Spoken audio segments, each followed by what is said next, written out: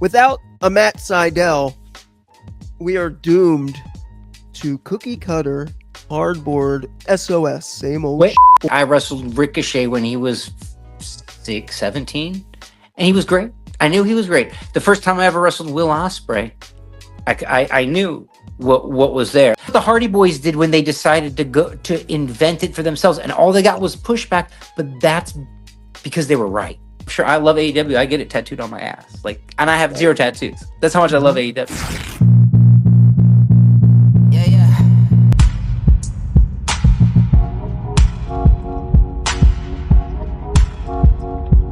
My city, yes, about me, and I bet they know me. I love my city, yes, about me, and I bet they know me. I love my city, yes, about me, and I bet they know me.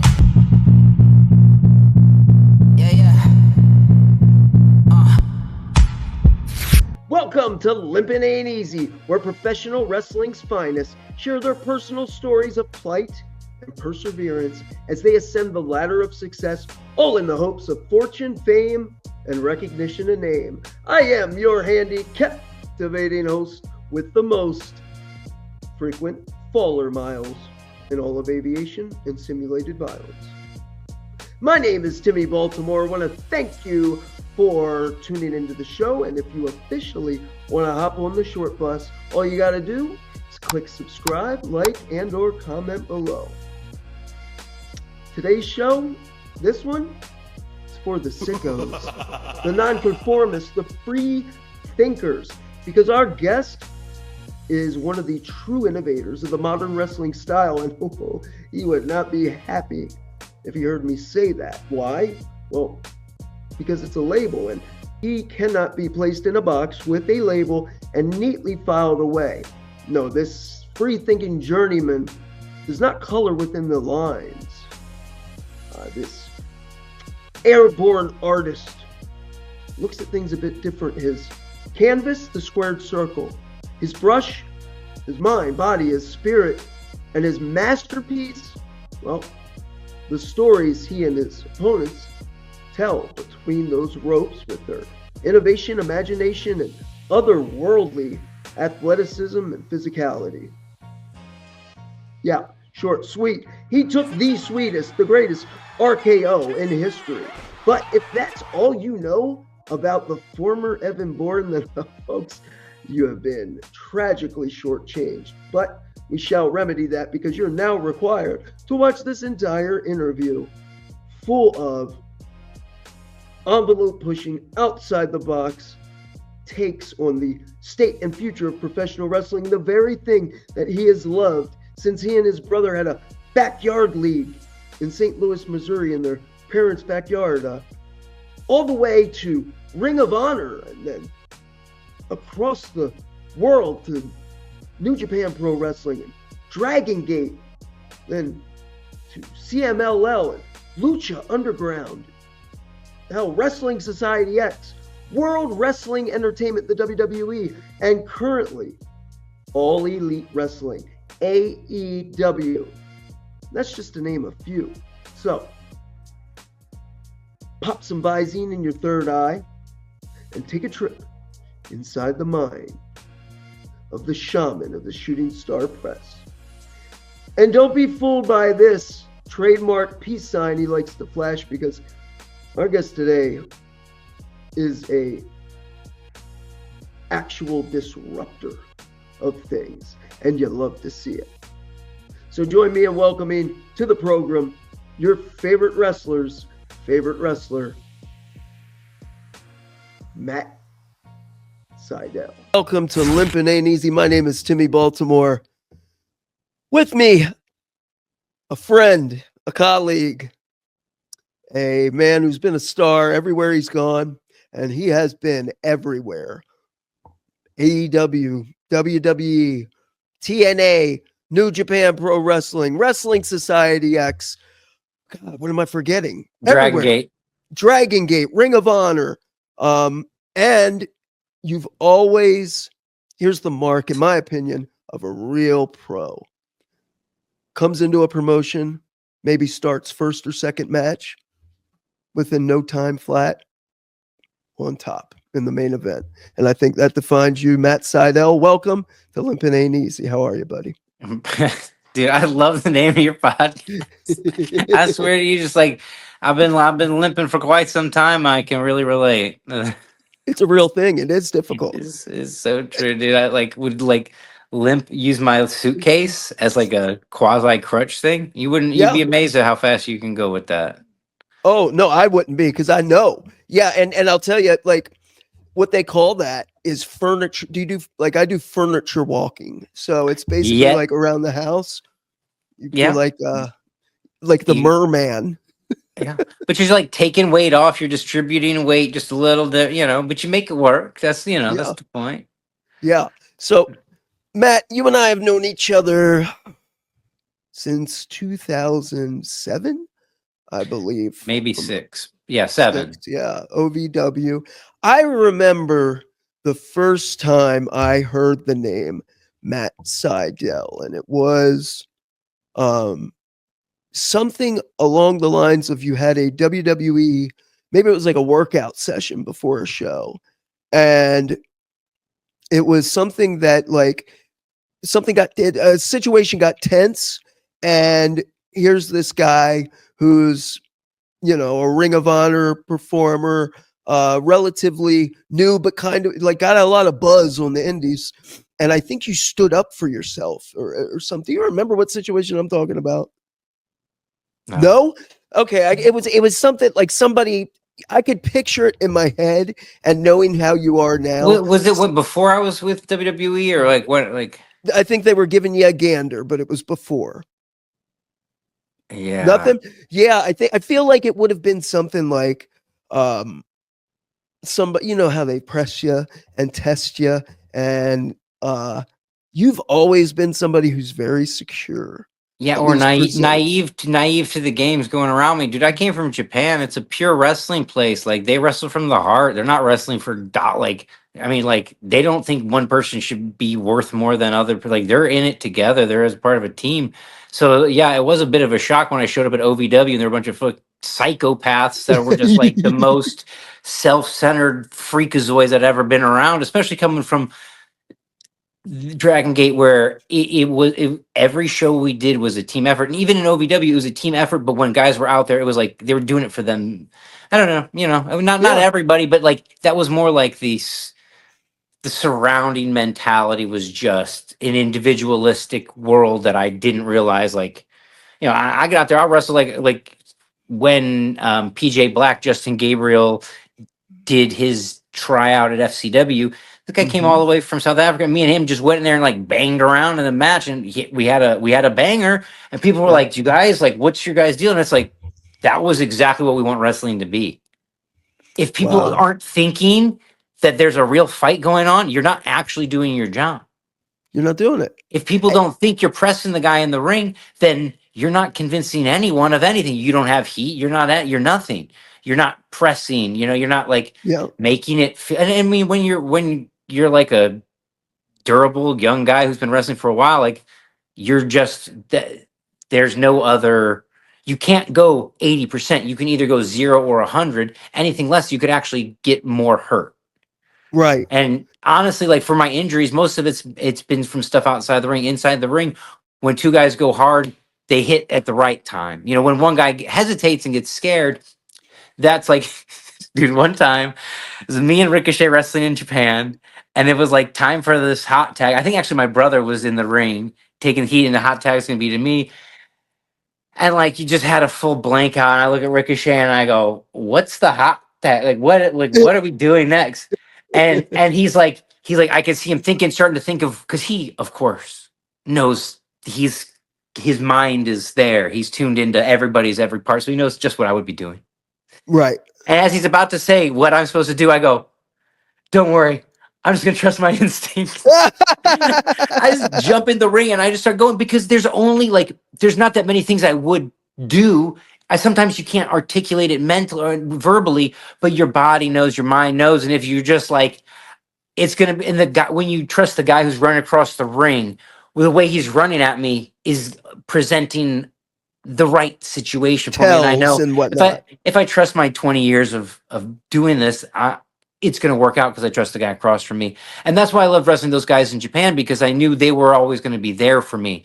When you jump out of the ring, they were always going to catch you. You had no doubt in your mind. There was a certainty. And then when I got to the United States, I just realized people with less experience still try and do these same tricks and moves and acts, but it's actually disadvantageous to do it with them because I will look bad trying to do something that really was more of a two-player move.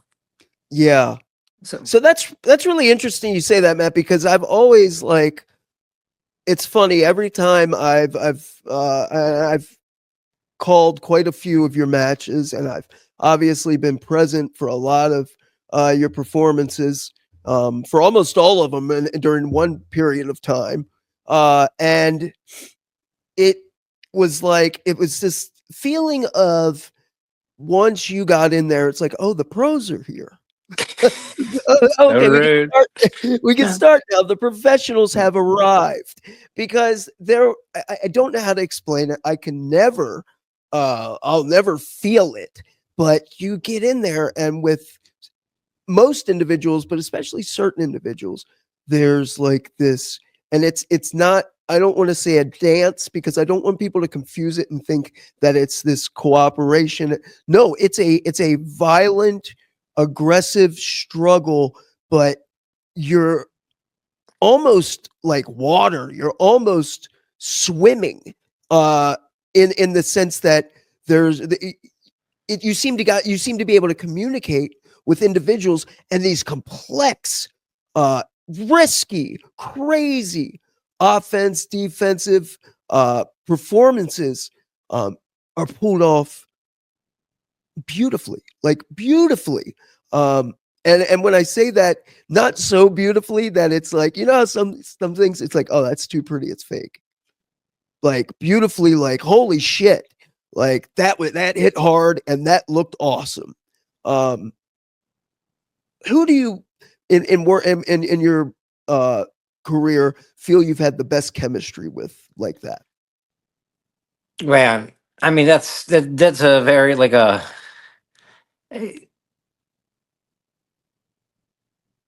I mean, it's like I've had great chemistry with a lot of guys to the point where I sort of expect that, if that makes any sense. It's like I wrestled Ricochet when he was 17, and he was great. I knew he was great. The first time I ever wrestled Will Osprey, I knew what was there. Like I feel like we don't need 1,000, we don't need a gazillion people in wrestling. It's great, you can do it, but like when it comes to like having it or not, it's just like for me, it's like it's binary. It's like yes or no. You're on or off. Like you either get it or you don't. And like for me, I don't care anything about these people. But if you're like, if you can go, like I can look at you. We can be across the ring, and like you already know they're there with you. Like they're present. They're like they're there. So like the chemistry is not.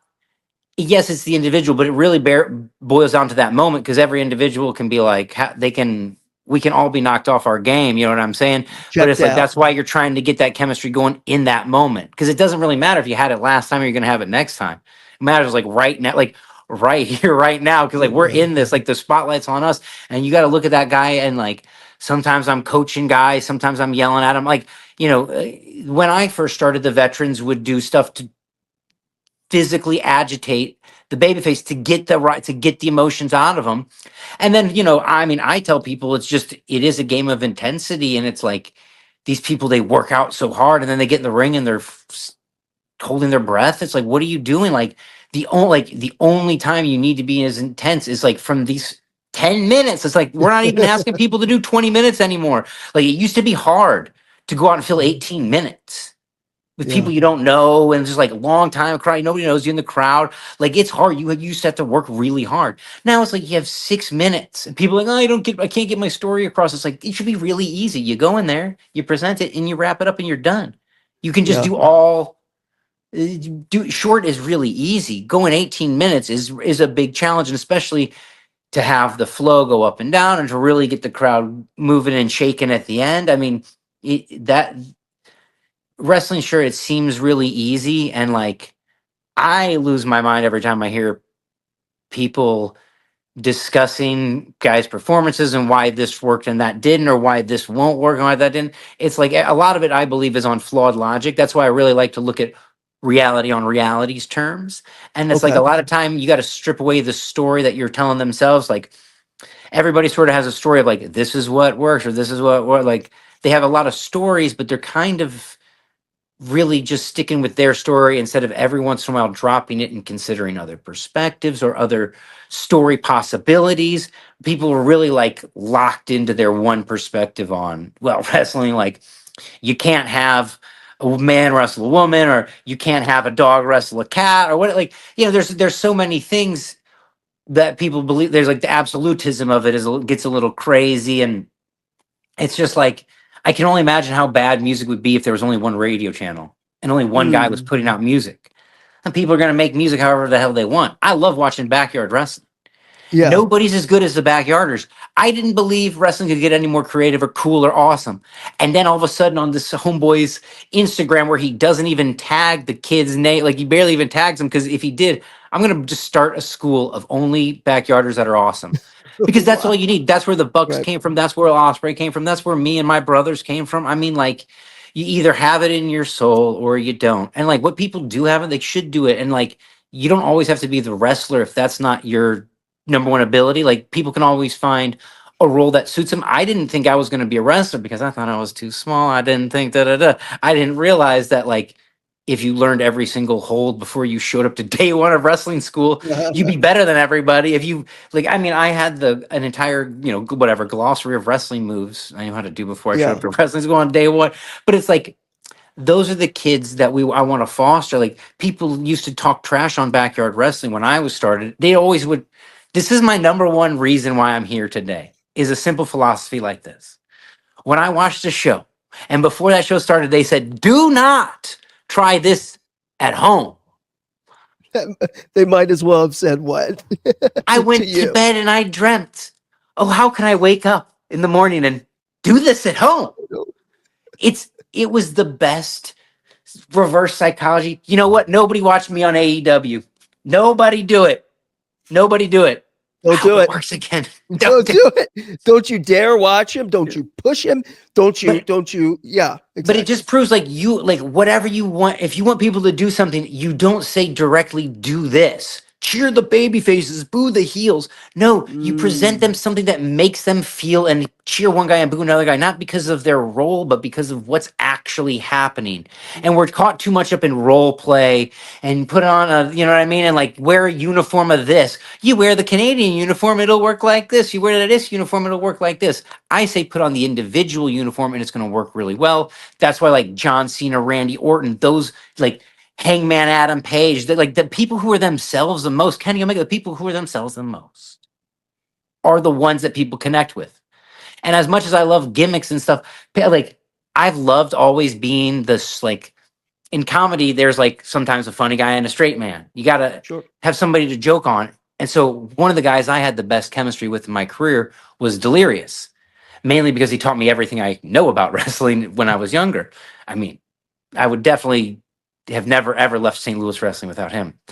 And I being plain white bread was great because he was a crazy masked character that ran around and yelled a lot. And so if I didn't sell that and I didn't react to it, then his character has no bite or appeal. And so what's your character? Well, so, you know, I'm just like me. I'm just like a regular guy. And people think, well, that's not interesting. Well, it is if everybody else is a dinosaur or a fucking robot or whatever, you know, a Minecraft Right. character. And so it's like, you know, and I mean, things just are what they are more so than like, I'm, you know, when you start dressing it up, it becomes pro wrestling instead of just being like a raw feeling. Like, I mean, the guys I've always like didn't have to like explain much backstory for you to watch their matches.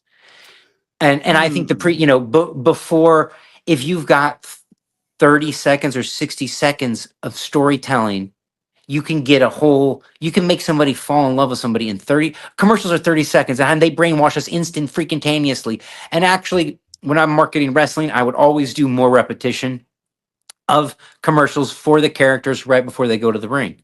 You do you don't do like, you know, a promo for them is great like this, but I would much prefer with music, backdrop, slow motion, dress that up, and then send Re-educate old the boy to the fans. ring. Well, yeah, Yeah. you just remind them who that F's coming out, and then get this.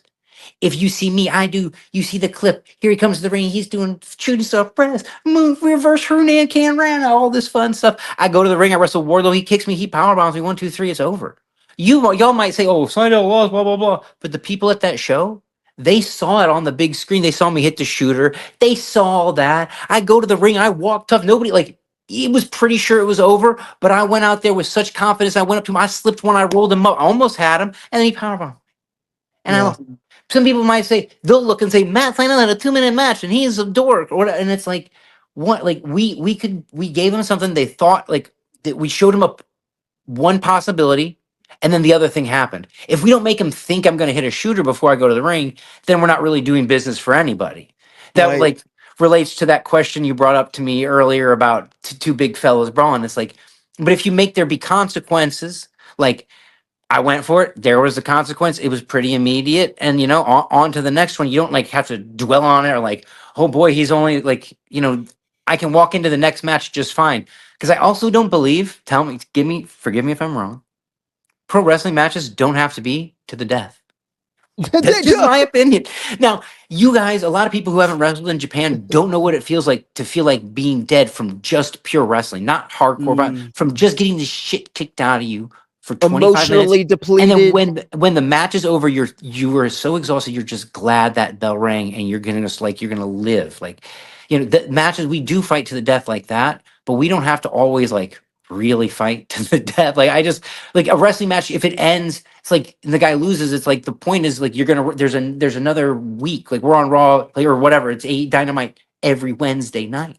You're on Dynamite every Wednesday. So if you lose on one Wednesday, like, you don't have to die. You can go live and fight another day. Like, how is that not a smart tactic for a wrestler? I don't know. Right. And I think you bring up a really good point, and it's not spoken about enough, is when you're saying things like not falling into a rigid narrative. Wrestling, so much of the performance, it is meant to look and feel spontaneous. Not like this. It's meant to, you guys are combatants making split-second decisions. That's the story, right? Like that's what I think. That is, I think, what works really well. But I don't think that's like what most wrestling is now. Now it's like performative stunt. I don't know. I'm not quite sure. I'm always trying to figure out what's good. I will say I'm inspired by the Backyarders these days. Not necessarily inspired by a lot of like, I mean. Like for me, I always see where the new guys that are coming up, and it's like I hear all this stuff. This school's good. This wrestling school is good, dude. I've never seen anybody good come out of anywhere other than that like WWA 4 school, like AR Fox's school in Atlanta. And then it's like you'll hear, oh, this guy came from this school, and he's like, well, first he went to Fox's school first, or oh yeah, he was good, and then he went to Dragon Gate or New Japan or Noah and wrestled. It's like. Like I can tell where the guys are good, or like these British guys or the Australian guys, the guys who have the competition that's really heavy, like right on top of it, dude, that creates diamonds in the rough. And it's like you can see that. Like I saw when I left WWE, right at like 2014, 15, 16, whenever I started wrestling again, I went to England and Germany, and I was like, this is where the next invasion's coming. Sure enough, a couple of years later, boom. And now they're all the stars of all, like, it's like, to me, it's like pretty clear, like, because in the end, talent, all like, the most talented guys always rise to the top. There's no doubt about it. Talent, hard work, the usual. But that was when wrestling was kind of a smaller thing. Now it really has become a major popular culture thing, and it's undergoing a shift. And I think it's a positive one. I'm really excited for I really think the future, like if wrestling's succeeding as it is right now, imagine when it's good. Like imagine when everybody's clicking on all cylinders, and it's like everybody's just like all the trains are, all the water, everything's going in the right direction. Like I don't need to watch any of it because it's all great. Everybody's just awesome. When I see these, like Moose, my dude Moose just did NXT. Like it's great. Like we don't, the wrestlers, like we love. Sure, I love AEW. I get it tattooed on my ass. Like, and I have 0 tattoos. That's how much I love AEW.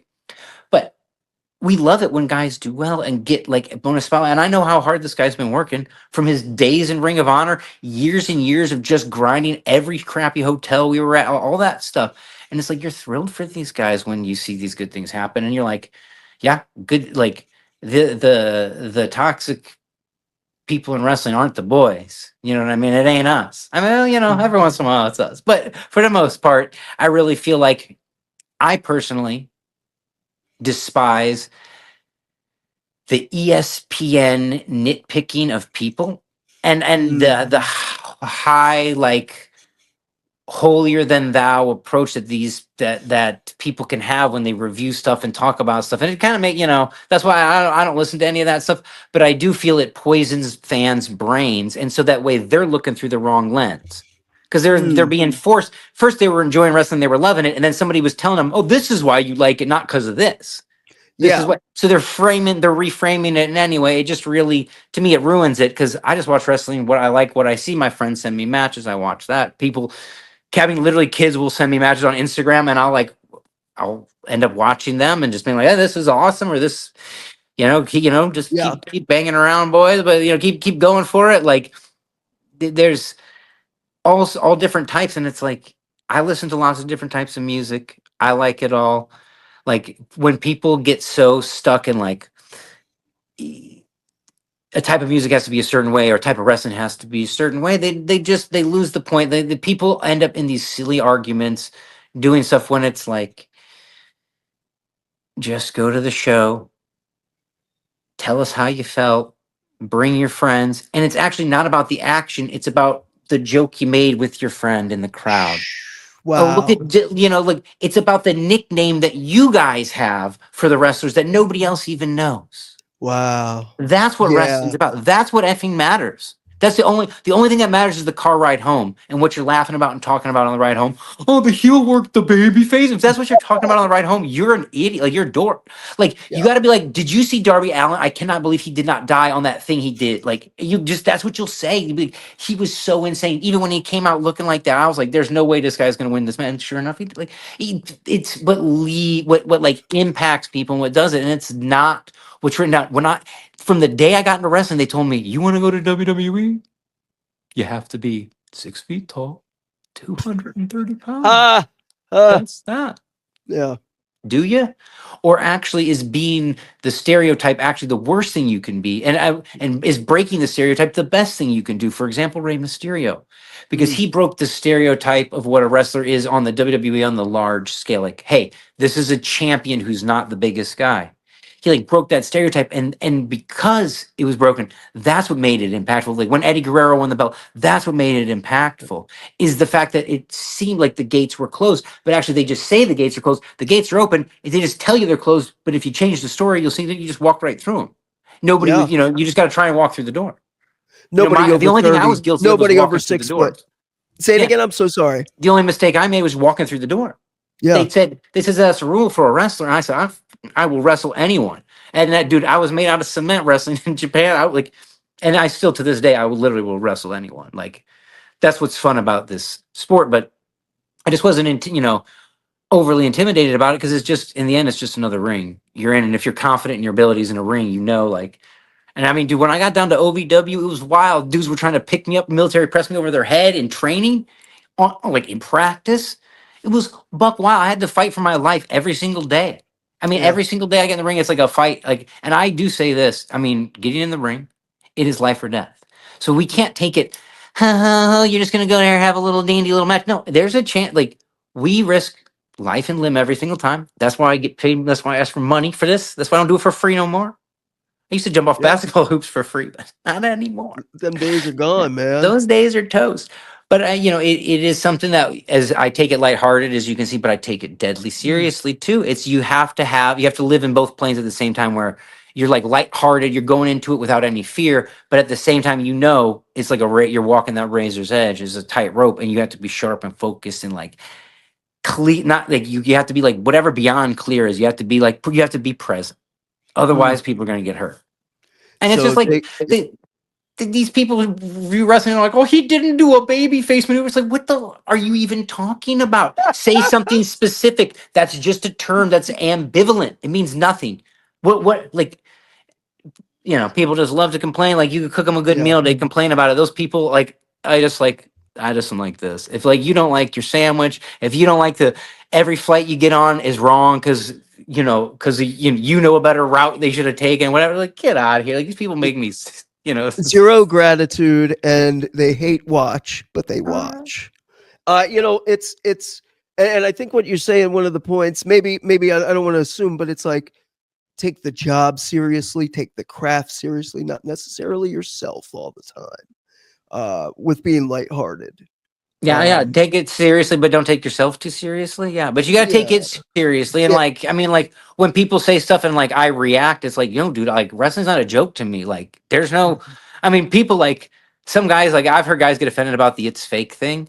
And I actually like, I'm so sarcastic. I love to like joke about it's fake, whatever. But like, if I feel disrespected by how you say it, whatever, like you'll get the response out of me that's like, yo, brother, I've been kicked in the face in Tokyo one too many times to let you say it's fake to my face. Like, come on, like, yes, maybe the wrestling you watch is fake, but you never seen my stuff. And like, that goes back to in the beginning. You're like, when you wrestle, it's no. I don't know who told me this. I don't know what person instilled this mindset in my head, but it's like, there's some guys that go to the ring and they're like, everybody else's shit's fake but mine.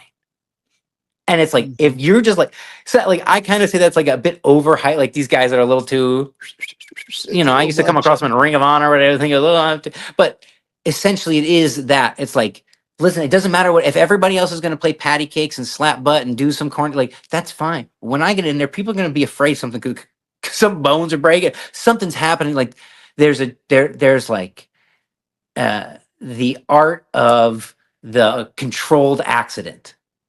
Controlled chaos, the Yeah. danger aspect has to be present, or it doesn't work. And but I don't need to take any risks, and neither do you, and neither do our friends or our brothers and our sisters wrestling every That's the single craft, freaking that's night, the every other art. night. We need to be filmed in a way that makes it seem as if we're doing this a little bit better, because we're just not. I just need a little boost, a little bit of Japanese camera style action would really, I think, give the illusion a little bit further without spoiling it for anybody. Now, I'm not talking like WWE pancakes, but just like a little bit different philosophy of like trying to make the camera work match up to the wrestling pacing and speeding and the way. I mean, dude, if I was in charge, we'd be syncing up. We would have a DJ doing music to it. So when the match starts cooking, brother starts cooking too.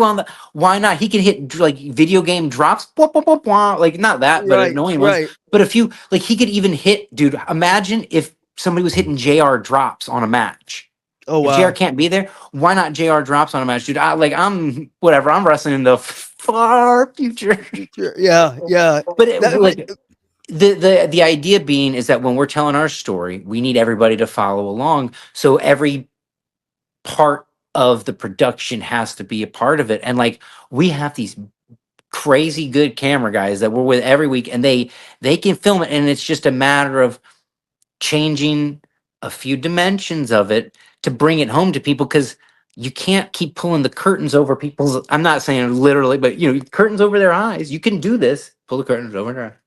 But if you're doing the same curtain, people are like they already can come around. Like we're just doing like we're doing the same picture show without reevaluating how we're producing TV in a modern age or whatever. Are we doing it as a sports production? Are we a TV show? It's a lot of ambiguity with wrestling, and that's what's cool is we can do whatever we want. There's no rules, and actually, that's why I like wrestling matches, because MMA, they're restricted to actual real rules. A little flexibility there, and that's our competitive advantage. To set rules and break them and to have consequences. Like if UFC, if a guy does something wrong, like Conor McGregor throws a thing at a thing, the consequence happens after a long time and blah, blah, blah. In wrestling, you do something wrong and the ref throws you out, the place goes crazy. The consequence is there. Like we rock and roll with that. Yeah. And it's a closed circuit. You don't have to wait till next time to find out what happens if you break the rules. They said don't break the rules. The guys did it. The ref said you're out of here. The fans popped. The mat, It's I don't the know. closest, like it's only happened on comedy, right? Yeah. That kind of immediate feedback. Stand-up comedy is kind of the closest thing, right? I mean, it's better. It's harder. I don't know. I really do think people who can do 5 minutes of stand-up comedy would be less afraid of doing wrestling. And I think I feel like every time I watched a guy like Kevin Steen Owens wrestle, he would be walking and talking while he was doing his wrestling match. And those are people who can do it with confidence, when instead of I hate to give up all my secrets on wrestling. I mean, I do charge a lot of money to coach young pro wrestlers because I'm better than it, because I You're a got it great figured out. coach. And everybody just goes,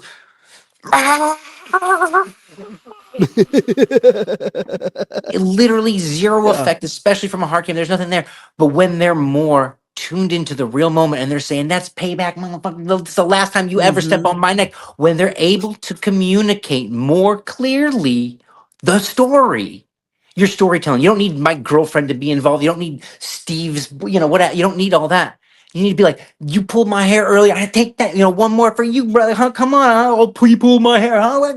It's like Right. that tells the story to the fans better, like as effectively as, like, it's when you're on the indies and stuff, you're learning this, you're your own commentary team essentially. Now we have Mhm. commentary and that's important to have them, but you want them talking about what you're doing and what you're saying. And if you're just doing stomping, you're only doing visual action. If you're giving visual stomping and you're saying, don't you ever come to my ring again, then the Yeah. commentary has something to talk about. So, you know what I mean? It's just like people are missing people are imitating what made them feel good without really understanding what did it. They're like, it's because he Mm. was a good baby face. I liked it. No, it's because he was like, you were able to feel what he was doing because he was expressing himself. And like, that's why those guys are incredible at it, because you're able to feel how they feel because they're not just doing an action and yelling a grunt. This is that's a placeholder for how you really feel. And most people are just hamming it in. They don't know what they're doing. They're just going, yeah, But Right. if you Right. really are there and you really are in this, like when you go wrestle in Japan, you fight for your life. So you're in it. Like you're in there fighting for your life. So you're in there and you're like, you mother, and a lot of the Japanese words you can cuss more over there. Sorry about Sure. self-censoring, but I tend to do that. It's Um, okay. So, hence, at the end of a Japanese match, when guys just rush the ring and they got ice packs on and oxygen masks, that's awesome. That's great shit. right. And they also, so the guys are there the whole match. They don't really interfere. And also they keep a bunch of independent press along the ringside. So when you look, this hard cam shot, even in Japan ring, has a lot more action and fill and people around the ring. There's actually a lot more chance of something bad happening because there's more people there. There's a chance something Mhm. like when all the cameramen move, when they move and they turn, that's directing the entire crowd's attention to the thing. I don't want to give away all my No, for sure. free, but basically, like, the way you get people to watch stuff is if you have 10 cameramen going like this, you better believe the fans aren't going to miss that, whatever's next. Yeah. You, Why you, would they? mm, They just saw a mass of guys with green vests in cameras running to get that shot. You're not going to take your eyes off of that. Now, is it yeah. subconscious? It's real, whatever. I don't know, but I Doesn't can tell matter, you, does it? from a wider view, that's what really, like, that's what works. And like, it's like more subconscious stuff. Because if a lot of people are trying to wrestle with the really overt and conscious stuff, like if you just do more heel stuff, it'll work. You just do more babyface stuff, it'll work. Well, I will when I'm going to use a lot of these. It's like reevaluate, relabel, because you can't fool people with the playbook they already have. What are you doing? Like, and not only that, it God was it damn, was written that's by the smart. winners. It was written by the winners who were not going to tell you what really worked, and maybe they don't even know what actually made it work. They just have they made magic happen. But they don't even know why it did. Which is when They you haven't make when processed you it or anything. you weren't doing it with forethought. You're doing it just because, like, you're sort of one of these magical creative geniuses and you were just making your artwork and it took off. And I think the wrestlers who just make their art are the ones that take off. Kenny, Bucks, I mean, all these guys who go out who just say, hey, listen, I'm doing my thing and you can work with it. Or like I really think Moose is a great example of that. He's just always been Moose and he's just been rocking it. And he worked his way all, like, people recognize it when you're the genuine thing, when you're the real article, when you're the real deal. It doesn't matter what audience you're in front of. I mean, little town, big town. When you're not, when you're just kind of pretending to be it, people see through you. Maybe not in, like, no offense, not in Louisville, Kentucky, but in Mhm. Philly and New York City and LA, they're gonna. I mean, like Sacramento, like you can't. Yeah.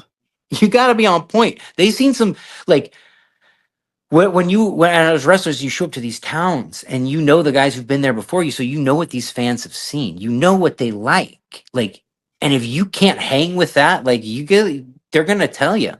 I don't want people to be mean after the match when the match. But when that thing's happening and the fans are saying whatever they want, like I like that. Like I love it because then in the end, if can you win them over? What can you do? Like it makes it very real because they're not just going to give you a freebie. You're not automatically in this day and age. Sorry, I'm just ranting. No, this is great. In this day and age, you can't just automatically be a baby face. You can't just walk out there and people are going to like you. Nobody is going to like you. You got to fucking earn it. Well, unless they know you or believe in you or are shown something to make. Otherwise, you walk out there just cool and you got to earn it from scratch. And the guys that can go out there and do that, they're the ones that have been wrestling, now, like they're the ones who never go anywhere. They're the ones who always stay in wrestling. It's just what we do. Like, I think that's what people forget is that it's really not a produced thing. It is, you're out there. It's just you. And if you're relying on tropes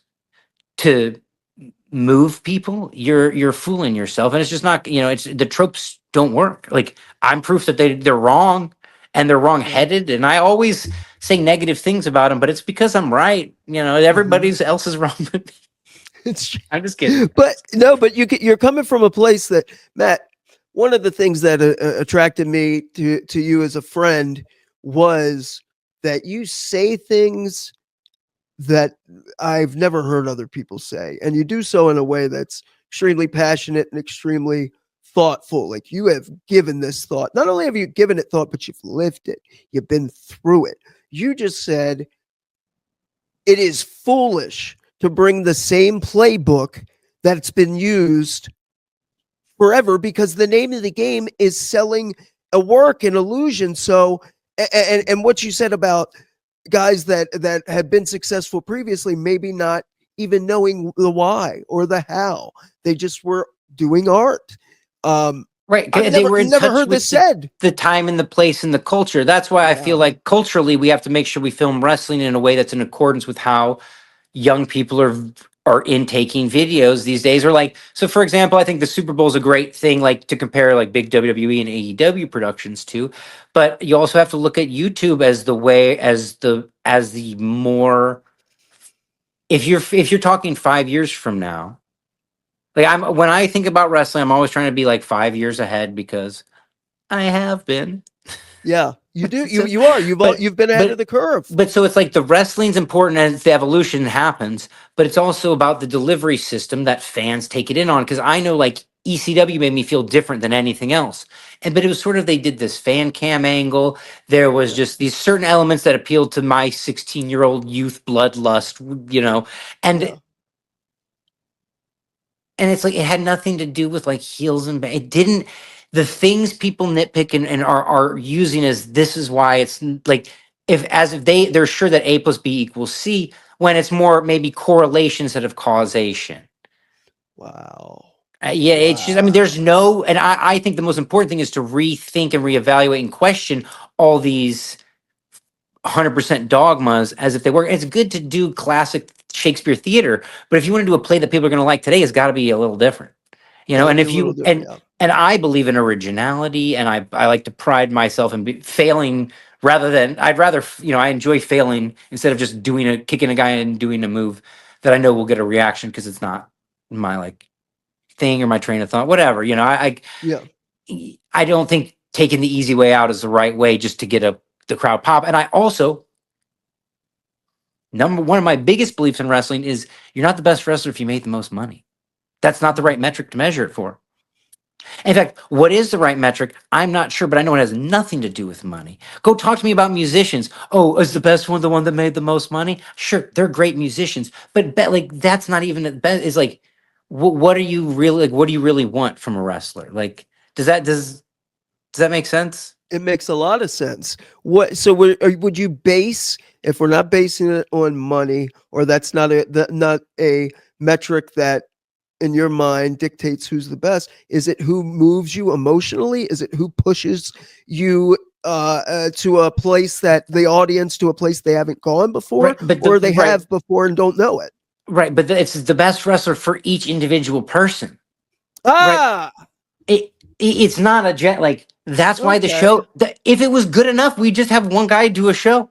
Right. Yeah. We need Yeah. everybody. Everybody. We need all the pieces because everything speaks to other people, and you can't like one's not more good or more bad. Things just they just are what they are. They're just different. They're just varieties, and it's I mean that's why I say it's like there's no real good ones or bad ones. Yeah. So, and in your mind, I know, like, it just, I would often, I'd see you every couple months, 2 or 3 months or so in the past, after we were done with OVW and we were living in Florida. And you'd be like, man, I just got back from Mexico. And those guys are the deal. They are like, what's going on down there is freaking special. Dude, So do you you know who I always was come talking back from about? somewhere Do you knowing know who I was something. talking about? Iho Davy Kingo. All these guys are the stars now. The guy that's hologram, Aramis, Latigo, all these CMLL, AAA guys, they're so good. So good. It- I mean, This is like 7, 8 years ago. You were yep. saying that's, Yeah, that was yeah. before they came up. That was like 2018-ish, I think. Mm-hmm. Because Yeah. that was before they were working in the United States, but I knew that they Yeah. were gonna because they're incredible. These are guys, they weren't just like at the time I thought the best luchadors were Penta and Phoenix. And I was Mhm. like, these guys broke the code. Like these guys, like literally they just I wrestled Ray Phoenix at a Battle of Los Angeles PWG show. First round, I was like, he's new god, new wrestling god has arrived. Like my new favorite wrestler is Ray Phoenix. And then being in AEW with him, you just know he's an incredible guy and awesome. And I Penta and me, like, dude, me and my brother had great matches with those guys. Just they rock. And guess what? They have students and people that they've taught who've gone even. You know what I'm saying? It's Yeah. when people force you to get good on top of each other, and then these lineages pass it along. The Mexican guys are all pros, and I told you they was coming, and they are here. And like the guy that's Mortis, the Beast Mortis at AEW, all these guys, I was like, they are gonna be here. They are like, because I go around and I go around the south of the United States and I watch these guys play touch but crappy wrestling, and I'm like, all y'all are never gonna do crap because you think wrestling's what somebody says it is on a podcast. But these Mexican guys go wrestle 4 or 5 times, 6 times a week, 3 times on Sunday. It doesn't matter what people say things are. Their experiential knowledge is what things Mm. are. So like, when guys do a good job on a match, you talk to them about it as if they're going to do this match kind of again in the same place with the same similar crowd. So I can give them advice for that. I'm not going to give a guy advice on what he would do if he was in a WrestleMania match. You know what I mean? I'm Mhm. sticking to what you would really do in the real, you know what I mean? It's like, just like staying in reality. And we know a lot of wrestling people aren't good at staying in reality, but with these fans, these guys, like, what can I do to get better? And it's just like, dude, you don't need to get better. You just need to keep doing it. Like, there's no better. You're just like, you just do it. And then like you were talking to me about swimming. You just catch that stream. You just get into it and you find a good stream of good wrestlers, and like you're moving it the same way, you're talking the same way, you're thinking about matches the same way, and you're making violent, wonderful art that people don't mind paying for. And they don't mind buying your t-shirt afterwards because they think, boy, this guy really put his heart into this performance. Guess I give him an Yeah. extra $20 or whatever. And that's the name of, that's the name of the game for me. I don't care. Whatever people want to do with wrestling, that's great. But it's sort of like, I know what I like. I know my lane. That's why I love having a wrestling school. I don't right now, but I love having that because I can just show my angle, my perspective. And, so far, not too many complainers. No, and people seek you out because of your unique perspective, Matt. It's what really interests me. I'm really like surprised. I guess it did kind of surprise me because before we went on the air, I was kind of talking about some tropes and things that maybe match quality, or are people doing too much, and you go, that's not the point. Production, it starts there, and without giving away too much, because man, your brain works at a frequency that is like you're special with that. Without giving away too much, can you talk a little bit about what that vision is? Oh, I mean, well, every show's different. Everything's individualized. Like, I just think there's more than one way to skin the cat or slice the bread or whatever it is. It's just like you could take any company, you could just present wrestling differently. What if it was like when I was in Dragon Gate, the show opening was just show one team unit, the other team unit, the other team, with literally separate animations, completely different colors. This team, the red, it's like basically red team, green team, blue. They make it so simple. They actually did an animation. So this is Dragon Gate, early, like Dragon Gate Infinity TV had this baller animated opening. And if you watch Darby Allin's entrance Yeah. thing, it's this cool animated opening.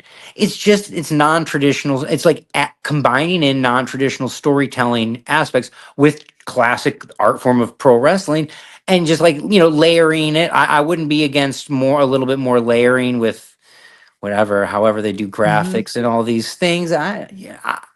It's just worth exploring, because it's only because fans are complaining, they're not feeling the same way they want to feel. If people were Yeah. like, I hear people talking about unhappy fans. I don't see. I don't. No, Yeah. not my, Yeah. like. That's not. I don't live in. I can't tell you because it's not my world. I just do my own thing. I like to play. I call it outside ball. I Yeah. love wrestling, but you just got to play outside ball. Otherwise, it will consume you entirely. And I am obsessed already with like when you work somewhere. Like I work at AEW. I watch every. Like you don't know how much TV we produce, sir. It's a We're lot. talking every week, 2 live shows, pre and post. Okay. Mm. And when I'm a completist. I just have to see it all. I take it all in. So I've been doing this thing with the company I work for since 1999, when I was at Gateway Championship Wrestling in St. Louis, and we were doing local cable access TV. Right. So I've been seeing the same cuts, the same shots. Do you see what I'm saying? The one Yes. thing that's remained the same, the one thing is these patterns. So wrestling's pattern, like there's a lot of pattern recognition. And the one pattern I would love to interrupt, the pattern interrupt would be cinematography, or just Mhm. taking some chances in other directions, or just like, who knows? I there's a lot of room to explore, and that's why I don't like when people are complaining about what this is and this should be that and it should be that, because it's like, guess what? It can be whatever we want. And in fact, we're barely even scraping the surface of challenging the status quo and breaking the stereotypes. And that's what I think will make people care and give the feeling, because all of a sudden, and the best is when you say this is a stereotype, and now we're gonna, you do Right. something dramatic like that, and whatever the tropes are, you kill them. It's all about reframing the language. Like somebody else already owns terms, babyface, heel, blah blah blah. Don't you like grow Right. up, figure out new ones? Anyway. I was like, reframe, rename, like you gotta redo, rethink Yeah. it Yeah. all, and then just put, make it, and then we then make another show with another recipe, and another show with another recipe. There's a few wrestling geniuses out there, like Yeah. Chuck Taylor and Orange Cassidy, and like there's geniuses in every like group in AEW, and it's like, how do you empower everybody individually to make their best stuff? And it's like, in the ring, you can only do so much. So how do you give these guys, like, how do you connect them to the fans at home? And it's like that person bringing it, making it personal, but letting these guys letting us do our show, right? Mhm. Which is like, wrestling is essentially the original reality show. Before there were reality shows, there was wrestling, which is like cheaper because they're non-union actors who just get beat up, no health insurance, no problem. No, they'll work 14-hour a day. Who cares? It's Yep. non-union gig. So they realize it's cheaper to produce TV like that. And Yeah. this type of shooting suits the medium of TV. This kind of raw feeling, the authentic, like, people love watching home videos. We love watching somebody get kicked in the nuts on their home video, like Mhm. that. So when it happens in a wrestling ring, it's a pretty sweet thing. Right. Right. Right. You know, I'm just yelling. no, but what you're saying is really, it's interesting because in just my experience and when I'm doing commentary, I'll say no cliches. If I'm working with new guys, kill them all. Make your own cliches. Make whatever it is. Because how many things happen in a wrestling match? 50 total ever, right? Maybe of all the wrestling, right? Look at Brother, how it's framed and come up with your own shit, and you'll know right away if it works or not. Dude, if one more commentator says, "Oh, if he'd only hooked the leg, he'd have won the match," it's the dumbest, least insightful comment. Every single commentator, I challenge you to have some guts and say what would have actually made that work is if he had stacked his hips above his head, put all the way to say something that's relevant. If he had just hooked the leg, you please kill the tropes, kill all that stuff, and then actually you'll have art to make. Like there's this awesome artist, I don't even know his name, like his name's like Wizard Skull Online, and he's the guy who took that Ronald McDonald and like did like Ronald McDonald like with a bush, and he just like modified these things, and many people were saying that's like he's like destroying art, but then everybody else is like, this is cool, this is significant art, and it resonates with people. So it's like even when people steal all my moves like the Canadian Destroyer and this and that and the other, it's great because they're making great art with it and they're doing it their way, and it's not mine because it's theirs and they're doing it, you know. It's like It's art. You put it out there. All great artists can burn down their masterpiece because they're confident they can do it again. right, but I would like to sell that one for money. For that, yeah, exactly. Because I'm a starving artist. No, I don't know if you see my house, bro. I am like still have not recovered from this flood. They won't give me. I can't get a permit to build my house, and I also still don't have any insurance money. So it's like that happened in October. What are we in? March, We're in February? Yeah. Are we in March yet? God, oh my man. God. Yeah, dude. I don't like. I have one toilet over there, but I have to shower in a tent that I have outside with a hose hooked up to it. By Because the pool? I got when the hurricane happened, we're like, I'll just get rid of like this some stuff was damaged, but when I had the crew here, I was like, yeah, just get rid of the shower, the tub, we'll put a new one in with the insurance money. Oh, that was months ago, and I've just been like, just is it really and Yeah. you know, I told you I had this foot surgery 2 months before Yeah. the flood. Yeah. So I let's had talk the about three that. bones, just real quick, no 3 bones in my middle of my foot for the last 10 years have been subluxed, dislocated 50%. And so every day Wow. I'll sit up, my foot hurt. I was like, man, if I just do some more calf raises, it'll be better. But no, it turns out the whole time I was with AEW, bunch of time with, you know, New Japan and stuff, I was just dealing with 3 dislocated bones in my foot the whole time. And I got that fixed. That's I great. got a plate and yeah, I got a plate and a appetite. I'm hungry now.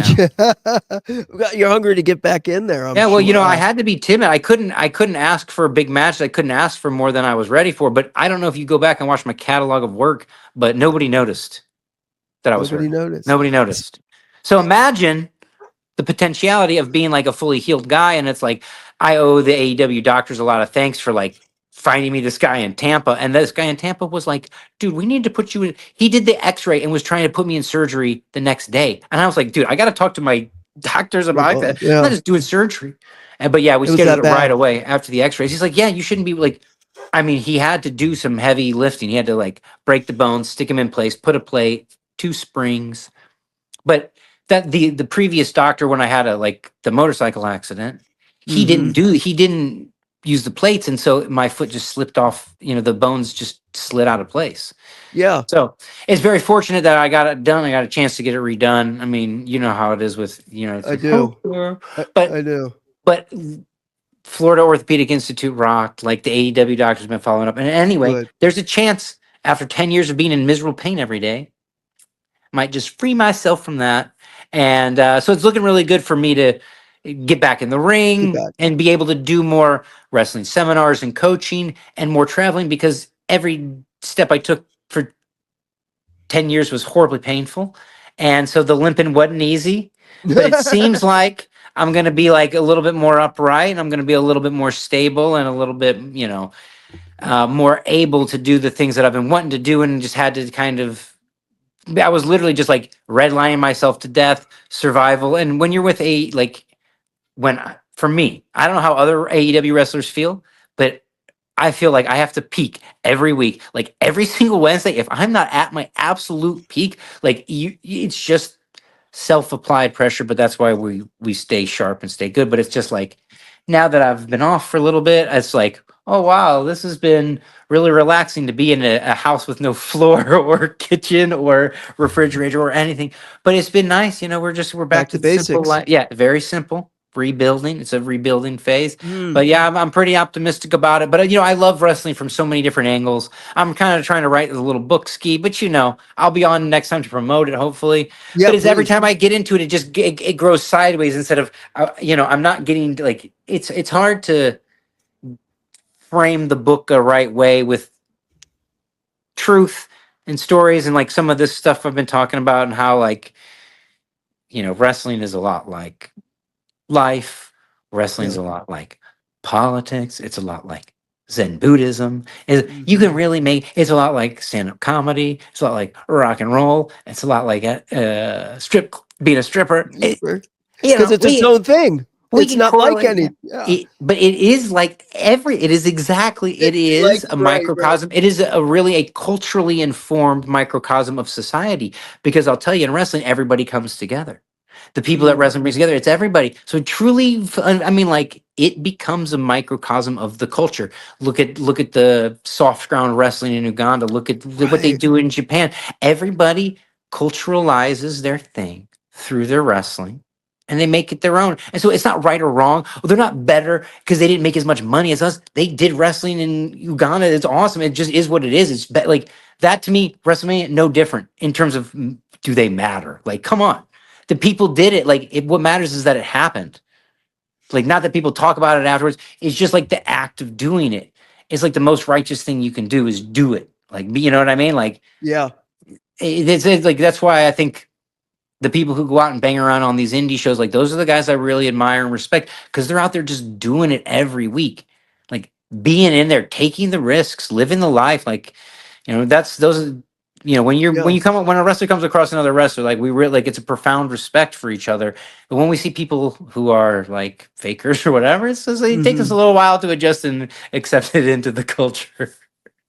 It's funny you say that, because there was, when we met in Louisville, Kentucky in OVW, you came in with some hype and some fanfare, and the culture there was very much, people didn't want to, there was heat if you occupied the same airspace, but you showed up and you were doing things, the things you were doing, nobody was doing.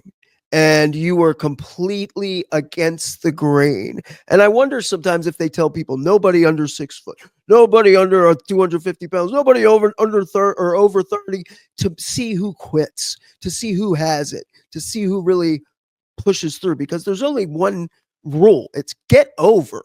And if you get over, right, who can say shit? Well, the problem is, people ask them, "What do you want?" And they're like, "Well, we want this." Like, I never asked, "What do you want?" I just came up with a product that was like, and I mean, same thing, like the Motor City Machine Guns, Pentagon, that, like, when people come to like, it's right there. You know what I mean? Everything's there for the taking or whatever. But I mean, you do got to fight to get anything in wrestling. You got to, like, be there. It's timing, it's risk, mitigation. It's going and digging into your own pocket a bunch. But like, so I hate when people say, "I sacrificed this for that." It's like, you can only do one thing with your life. There's no sacrifice. It's you dedicated yourself to something. Don't say, "I sacrificed for No, I was dedicated to it. That's not a sacrifice. That's a dedication. It's like you're following your calling. It's like you're dedicated. I don't know what to tell you. Now, there is a culture of overwork in wrestling, and like, it just is what it is. Guys will overwork. Guys will work too long when it's not unhealthy. You know what I mean? But like, but I don't probably just describing myself working hard all the time. But guys, because it's hard to walk away from it, especially when you still got something in the tank. And what's special about you, Matt, is that a lot of things, but they're in Louisville and in OVW and everywhere. There's a culture of us and them. Like, there was contract guys, non-contract guys, and a lot of the non-contract guys who were in Rip's class were great. They were awesome, just because they weren't getting 500, 750, 1,000, 1,500, getting that Oleg money in their bank account every Monday. They were still great. And I'll never forget, like, there was very few guys that crossed over, that hung out with both, sat at both lunch tables. And I remember going to a party once, and I look over, and there's Matt Sydal. And I go, cool. Thank you for like being a person and not letting that bullshit divide where you number one, who you thought were good people, but also who you thought was talented and who had something to offer. What would you say your early struggles were in the industry? Like what was the earliest I mean, like the first place I wrestled, every single person there was mean to me except for one guy named Delirious. Well, okay, there might have been a couple that weren't, but essentially, I mean, because dude, I mean, I was just a wild man, you know. Perhaps I was an abrasive young man, but anyway, they were all dickheads to me. One day, the show's happening, and I was going to do the show and then like drive to my freshman year of college at Mizzou. And I wanted to leave. I just told the boss, I said, "Hey, listen, sorry, I can't stay. I'm dry. Like I stayed for the show, but I'm just gonna drive to it." And then he sat everybody down and had a meeting about how people, you know what I mean, all this stuff. But it was great because Delirious One, he stood up for me and was like, "Dude, this guy's dedicated to this company. Like, you know, like you're out of. That's just insane." And Yeah. then it made me realize, why am I wrestling for free for this freaking guy when I can wrestle for free anywhere? I got a car. And so I just started driving to shows where the wrestlers were good.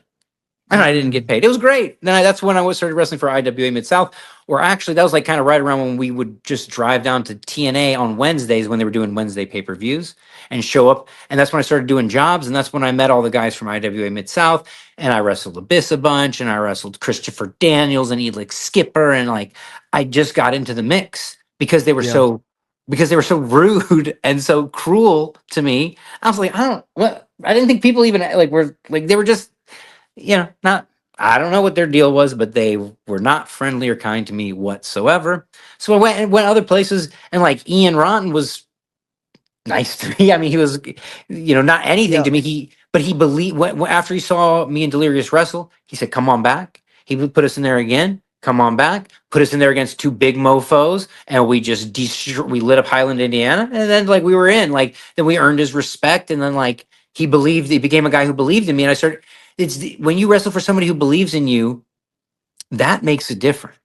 When you're wrestling, when the person in charge believes in you and you feel that, like you can see that in guys' work. When I've wrestled places where you don't feel like they believe in you, you kind of don't believe in yourself because you believe their story, which is like in our cast of characters, you're the weak bitch. Like it's like, wait, that's not how I see myself. It's like I'll cast myself wherever I want. And what's funny is like in wrestling that there will be a pundit who would be like, I can't believe he was wrestling like a weak bitch. And it's like, well, I'm pretty sure that was the part he was cast in if you want to think it's fake. But if you think it's real, then you should have done something, but you think it's like, you know what I'm saying? You're just going to run around chasing your own tail if you're trying to analyze or put logic or think to it. But for me, it's like I'm trying to make stuff that like people feel the same way. If they right now, I don't know what art people even like. TikToks, for example, that doesn't resonate with me. But TikTok are art forms that people make that really, they're like a meme. It really gets people right in the head to the point they have to share it with people. Good wrestling is that. Good wrestling's a meme. So good, you got to share it with somebody. You know, that's all I'm trying to do. And I've got alternative philosophies for how to do it because, you know, I have a lot of extra angles I've seen wrestling work from. Yeah, you have you're a legitimate journeyman, a modern journeyman in every sense of the word. That meaning you can wrestle every style superbly, wrestle with anyone, and make magic if they're open to it. And that used to be the rule, not the exception. Now it's the exception. There's a lot of I mean, like, I'll be honest, there's a lot of really talented fellas on there. There's a lot of really good stuff. There's a few people who are on, but like compared to like just the level of skill has really increased, but we've also increased the number of people also in the business. So while the skill on, let's say, the high end has really gone up, there's also just been a lot of extra people who just aren't as refined or as sharp or as I got a bunch of words for it, but I have to check my notes for these type. But it's just they're on their way up. But it's hard for certain people to discern between that fresh out of wrestling school wrestling and somebody who's like sharp, like 15 years of wrestling in Japan that comes to America and they call him a rookie, you know, like a Ricochet, you know what I mean? Like, it's just I love my little part, my little thing. Yeah. And I think like if I put my energy in any other angle of wrestling, is doing a disservice. So I wouldn't like. I'm just more. I always think people should be more focused on making their art and less focused on what anybody else is doing, because they're going to be doing it whether you look or not. And they, like, in the end, you can go look back at it at any time, but you got to put, if you're looking at other stuff, it's going to influence your art. Like if you're a band and you go on tour with another band, you can be playing songs like them. You know what I mean? You might feel like that. There might be some like, so if these guys, everybody watches the same wrestling and it's wrestling that's like mediocre, it does water it down. But when I started, everybody was watching like Best of the Super Juniors '94, a rare Tor Human tape from what, like, so the things people were watching were smaller. So when we were able to be on the same page easier, and it was mostly like, do you want to do a pile driver on the outside type stuff, instead of like, do you want to slap your leg while I give you a fake chop? Like, yeah, there's just, but again, I want everybody to do their thing. It's just I have, I don't know if it's like a punk rock philosophy, or it's not heavy metal, but it's like it's just like a little punk. And I think the wrestling that impresses me is more like punk wrestling. And like there's a whole company called Defy, but it's like being defiant. And you're right, like that good art's defiant art. Like, you know, good art's the guy standing in front of the tanks. Like that's like good art. I don't know. Yeah. I think, Matt, this is why. So you've encountered, you know, some pushback in your career and people that don't necessarily jive with you. And I really believe it's because, like, when I talk to you, you challenge the way I think about things. And I love that. Like, that's what I want in people that surround me. I don't want to be set in my ways. I want to grow. I want to go, even if I don't agree, I see what he's saying. And you're so confident in that that's threatening, bro. That's eventually you'll see I'm right too. No, but dude, like that's why because it's not because it's my things, it's because I'm out there on the ground talking and listening to people in the trenches. With the guys who are coming up, I've already known and wrestled all of them, like everybody when they were young, and because we're too, like I got the ear, my ears tuned into it, like I'm listening, like I don't need anybody to tell me what the situation is if I'm actually aware of it. Do you know what I mean? Yeah. And I understand you people, like as a wrestling fan, I wouldn't watch, if I was just a fan, I wouldn't watch the shows. I would just watch the highlights or the reviews or listen to somebody talk about it. I just think the way people talk about wrestling is a huge misunderstanding. The way it's being analyzed and the way they talk about stuff is just like, I would love to like answer questions from wrestling journalists, because every single time they ask you a question, it's a leading question, and it's always like, aren't fans in Japan different than fans in America? And you know what my response is? You know what? Shocking. They're the exact same. All they care about is good wrestling, their friends and their family, and having a nice time for good value, clapping and going home. Nobody's like, you don't have to get it tattooed on you. People can just go to the show and go home. Like, you know what I mean? And just enjoy, like, I don't want people to be obsessed with me as a wrestler. I want them to be moderately enjoying and then move on with their day. Like, and every once in a while, I'll come up across a clip of me and send it to some people. Like, because that's like being a good, people who get obsessed with stuff. Come on, what do you need? Come on. You know what I'm saying? Like, let's have some balance in our lives. Like, we should be encouraging our fans and everybody to have balance and moderation and simplicity in their lives, instead of saying, well, I'm coming out every month, my newsletter has a new 8x10 and a new that. Like, this is literal blasphemy. No more shirts, no more selling shirts. No more shirts. The world has enough t-shirts. We got enough t-shirts. Cole, everybody who works at Pro Wrestling Tees, I'm just kidding. Just kidding. We still need baseball hats, minifigures, and action figures. I'm just saying, like, my type of fandom for wrestling, it's not action figure based. It's not like there's like the way I see it. Like, I remember when I first met Eli Drake or LA Knight, like, we had to go wrestle it on Impact. Of course, like, I show up, we got 5 seconds to put a match together. I don't know the guy. I said to Chris Master, I says, who is this guy? I said, I watched his YouTube on the way up here. And I said, everything he did was a bot. I said, what is this? And he just looks at me and he goes, no, he's good. And I said, fuck, we're good. We went in there, banged it up, tore it up. All you need is some guy to tell you, like, what you see online, what people say, they're all morons. But the Yeah. wrestlers, the boys, we know if somebody is good, has got it or not. And it just took Chris Masters just doing this, saying he's got it.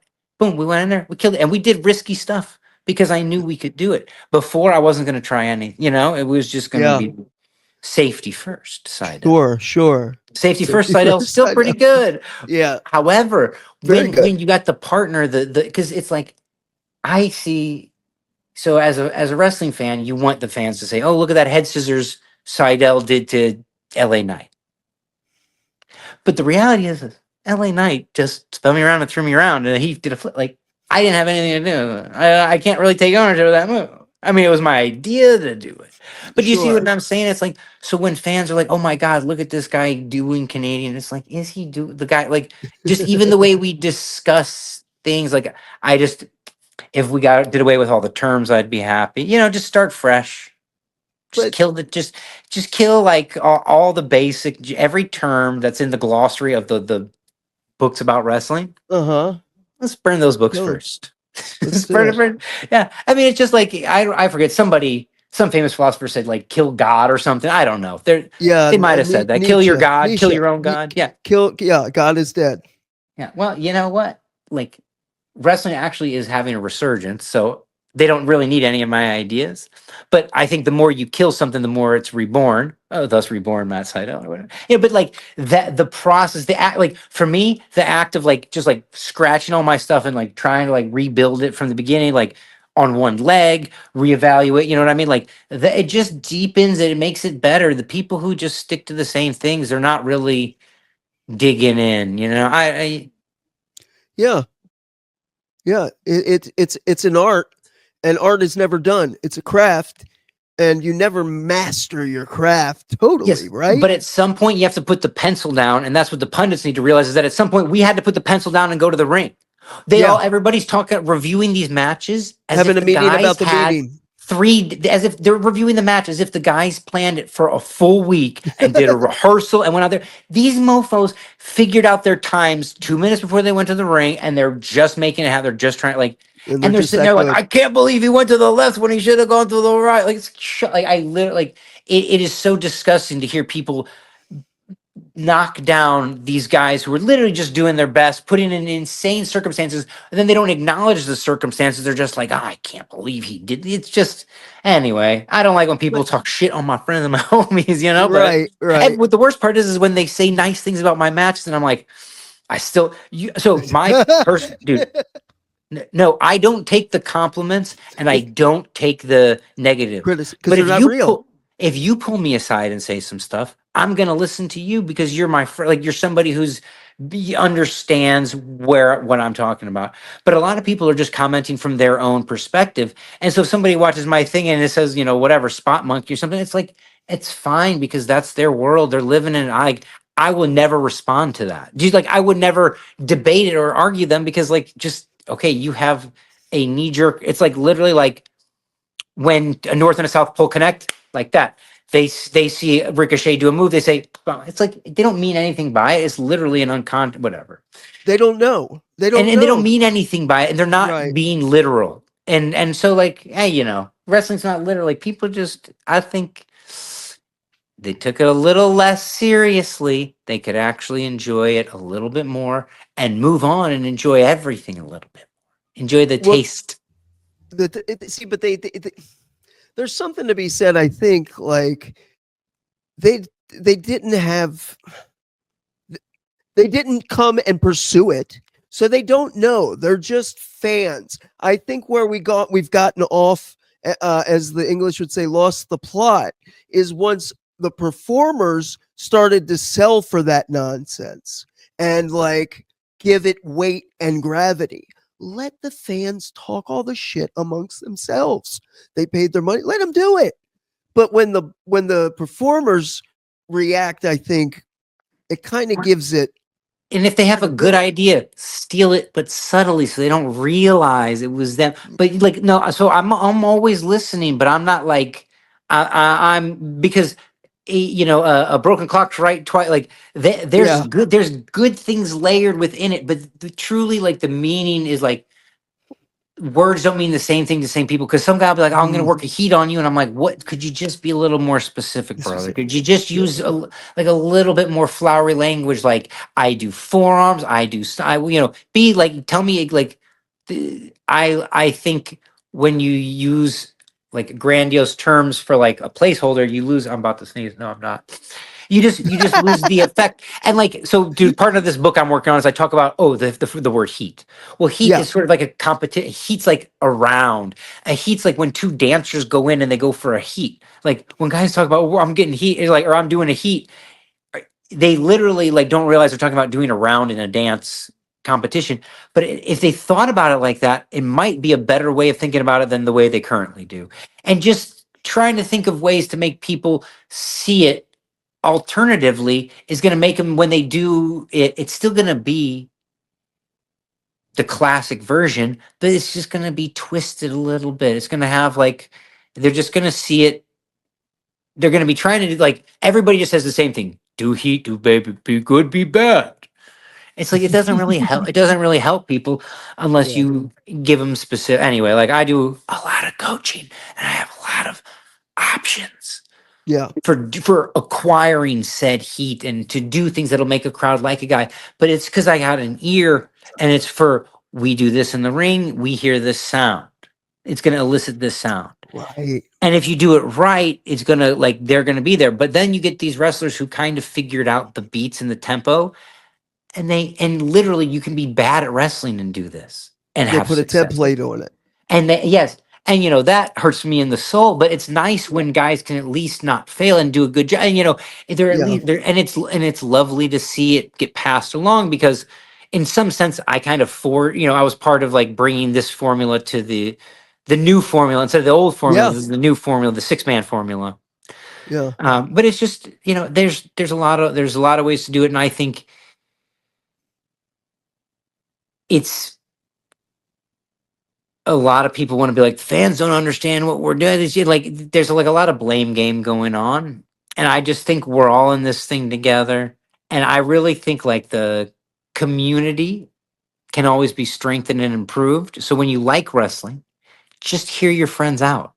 Don't auto respond to anything. Mhm. Don't parrot what you heard on the podcast. Let your friend explain and then ask him some more questions. Don't respond with a generic template, because then you're never going to get past the depth. And what a lot of people do is they stop at the knee jerk, simple things. But if you talk to a Bucks fan about why they like them, you're going to get to something special. Like you're going to find out something special about that person, who they are, and why they like the Bucks. And if you're just obtusively or unthoughtfully going with an opinion you heard, which is, oh, those guys are this, you're missing something. You're losing the chance to see the art through an unblurred lens. You're missing the chance to actually see it for what it is. And dude, I was there with the Bucks when they started doing BTE, whatever it was, 2016, 2017, 2018. I was like, they are making magic. And when They you were in do. the ring with them, they were making magic. Every song, every dance, the people were singing along. These were the best concerts I've been to. And Yeah. part of the time I thought, oh, maybe it was me doing it. But I knew, like, they were cooking something special, and they were able to get it through to the fans. And people hated it. Some wrestler people in the business were negative about it because it wasn't the way it had been done. But why would you ever do anything the way it had Really been done? It doesn't make any sense because it had already been done. And so if you're trying to go back to the past but make wrestling for they're incongruent. So when the Bucks just started making wrestling in the future, literally when you're in Japan, you're 12 hours ahead. You're in the future. They were in the future making wrestling and bringing it back to the United States. They were your friend that went and brought you the tape. They were the guys going and bringing it back. And like, fans felt a connection to that. Like, people, like, it wasn't something you could just be like, well, they were good baby faces or they were good heels. No, it was Right. like their essence was coming through the camera. They figured out a way to connect with the people. So that way, whenever they were good guys, they were connected. When they were bad guys, they were freaking connected, man. And it's just special to see that happen. And I learned from observing. I was on shows with John Cena for so many years. I had Triple H giving me advice after every single match for years. I wrestled Chavo for years. Like, so it's like I've gotten all these wonderful perspectives. But it's like every week, I'm a grunt, dude. I was at every single AEW, every Wednesday, every Saturday for like 4 years straight. I never missed a day, never missed a show. I was on everything all the time. Like, and Yeah. I'm trying to help people do this thing. Mhm. And like, and what's great is to see the future, because I see it bright. I see so much talent. And then what's great is when I see talent get picked up by companies, I'm like, I knew, like we were talking about the luchadors that I was telling you Yeah. about in 2017. Like I'm like, Hijo de Vikingo is going to be the next big star. And of course, when he came to AEW, him versus Kenny Omega was one of the biggest matches of that year. Like that, like Crazy. it was an insane moment. And Yeah. but it's like whatever. I got my things tuned into what a good wrestling, whatever. I'm tuned into it, You and I are. love sharing it with people, and I want to create more. And if you're a money mark, come talk to me. Go talk to him. You know what I'm just kidding, but not really. But just kidding, not really. Just kidding, not really. Just think about it. Apple for wrestling is like the Apple Store, but for wrestling, and we'll have good wrestlers and we'll do good promos. I gotta figure it out. See, I'm curious because the way you think, the way you talk, the way you push against it, but you do so in like, it's not aggressive. It's just you, man. Like, did you feel stifled in any way in the corporate environment in WWE at all? I mean, it was just really hard for me to keep up because I'm a wrestler living life on the road, but then on Monday it's like an office building. Yeah, so it's just kind of hard to like. I mean, every Sunday, everybody else was flying in and sleeping in a TV hotel. On Sunday, the show would end. We would all stand up, shake hands on Sunday night. Everybody shake hands. Then I'd get on my phone and try and figure out what hotel I'm staying at, figure out how I'm getting to the show. You know what I mean? And then like before Raw, it's like, oh my God, what do I got to do? I got to figure out my tan. You know what I mean? I was just like, it's as intense and as hard work as you can imagine. And I wouldn't say I don't know, dude. I had so many bangers with Chavo. Like I had so much fun on these house shows. I never really felt, I wouldn't say stifled. Yeah. And I mean, I mean, I'm just getting going, man. You know, we're just getting going. We're having another rookie season coming up. Yeah. You're just getting started. See, I was so excited when I saw you debut in AEW, and I know everybody's like, oh, the slip on the top rope. I was like, fuck, that was real though. Like, fuck yeah, man. Like, wrestling doesn't have to be fucking pretty. Like, here comes the guy who can literally defy gravity. Oh shit, anything can happen. I thought it was beautiful. I don't know how you felt about that. Well, I felt like my foot hurt a little bit. I was like, man, my foot really hurts, like a lot. And it turns out I had 3 dislocated bones in my foot the whole time. The whole time? Yeah. Starting, and this happened the entire time I was with AEW, like basically, I don't know when it happened, but when I was with WWE after the foot surgery, I kept trying to come back, but I could never get past like a jump rope phase, let's call it. Okay. And they kept saying, come do this, do that. And I was like, I can't, like, I just don't have any spring in my foot. Well, when they let me go, I was like, oh, well, all I really need is just 3 more months anyway. But maybe I just needed 3 more months. I started to make money, so I started wrestling. But my first match back, I rolled my ankle. I barely made it. And then I just limped through the rest of the time. Nobody complained. No. Hey, you know, where you get used to suffering. I mean, I let gigantic men give me overhand chops all day. You think a little foot pain is going to stop me? Like, come on, dog. Yeah. I would go to AEW doctors and I'm still like, oh, my neck. Yeah, my neck hurts. Like, my neck hurts. The whole time my foot was killing me. And every once in a while, I'd be like, yeah, my foot hurts a little extra today. Can you help me with it? My foot. But I just kind of maintain it. It's going to be nice to like, be old 2-legged Matty boy again. We'll see what happens. The future is bright as long as I got allies like you, my friend. Yeah, I'm always in your corner, man. Wait. So where are you? It's like percentage wise, as far as feeling young again. Like, how far along is the recovery? I still got a little while to go. But like, I mean, I was in more pain every day before the surgery than I am in now. Okay. So I feel like previously I was like, I got stuck right here, and I think this time I'll just be able to keep going. Right. Yeah, and that's so important, right? Because coming back from an injury, a lot of times they're not like, there can be, you're gun shy a little bit, right? But you don't feel that, you feel. Well, I mean, you have to be completely insane to enter the wrestling ring. If I can't work myself up into a literal bout of insanity, then I don't belong in there.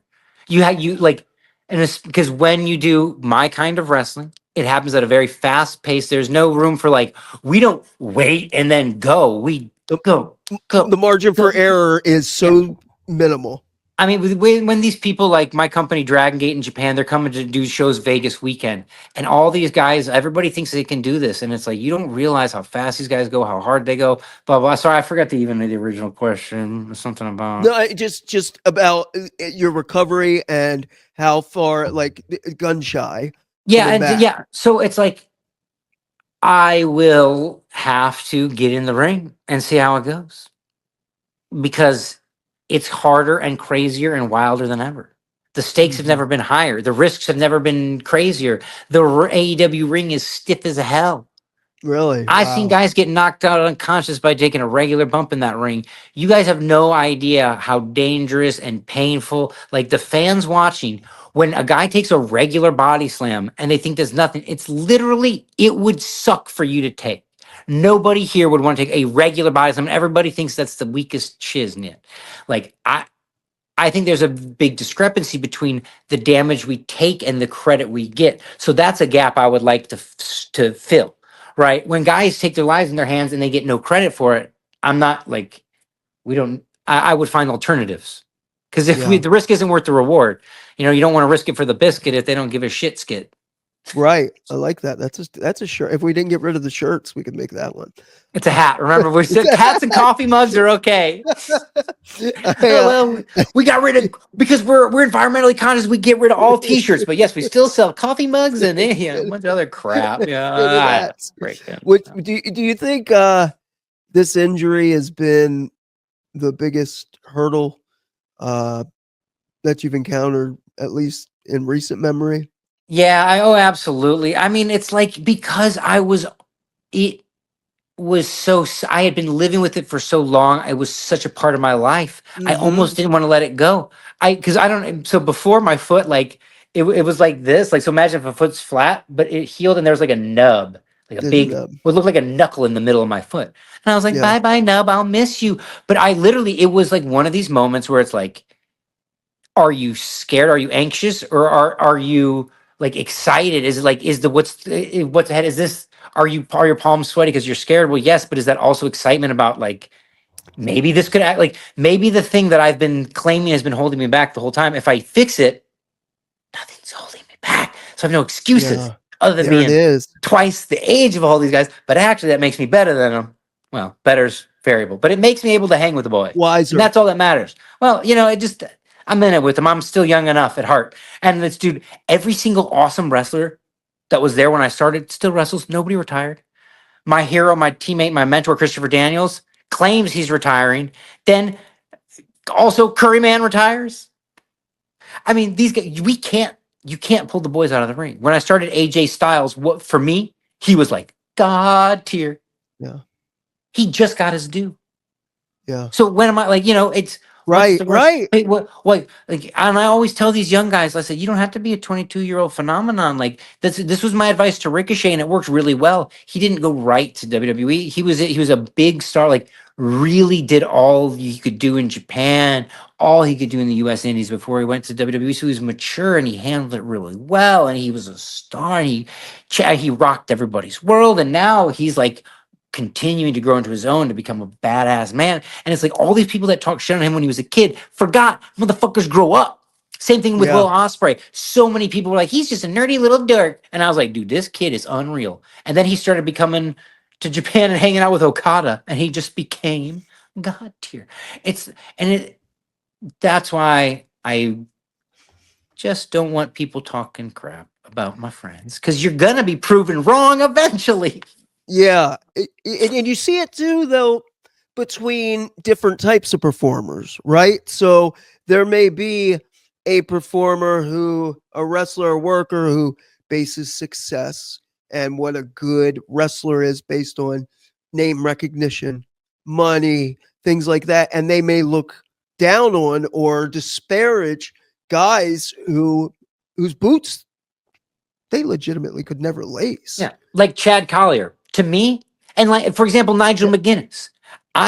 I have always held respect for Nigel, and it always bugged him that he wasn't getting his due from fans.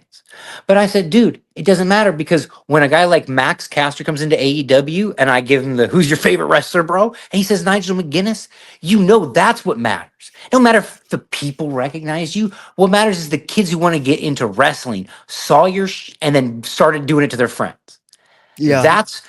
That's the deepest level you can go. It's the same way when kids watch baseball and you see it and you want to be it.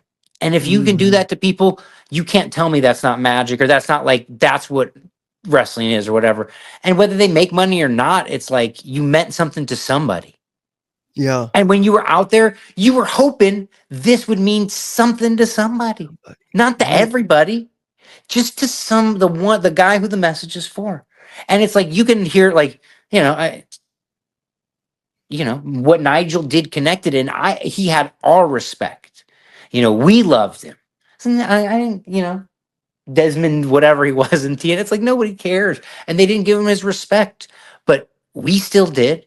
However he was presented or whatever, like it was, But we and the guys in the back, we still respect him. We know if you're presented on TV as a clumsy idiot, whatever it is, we know you were playing an act. Right. And people who will tell you wrestling is real will still consistently be fooled by the way it is.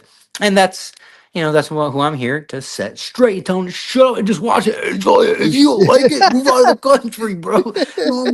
Go to Panama where they don't do no wrestling. Like, there's nowhere on earth where they don't do wrestling, you dummy. Like, you know what I mean? And so I hear people say, you have to do it like this. I said, go watch some Mexican wrestling. They're way better.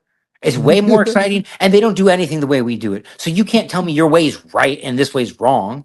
Things just are what they are. Dude, I get AAA on Pluto TV, watching it all the time. Like, it's just because I love different. I love when somebody sees everything that's going on and just there's that thing that turns it on its head. And I'm like, I've never seen anything like this. This is fucking amazing.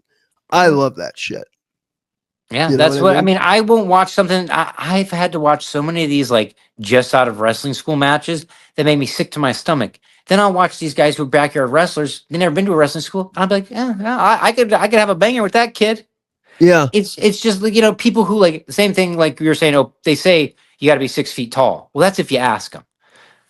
If you want to be a wrestler, like, don't ask, just like, just start being one. Like, how, like, come on, dude. Like that's why.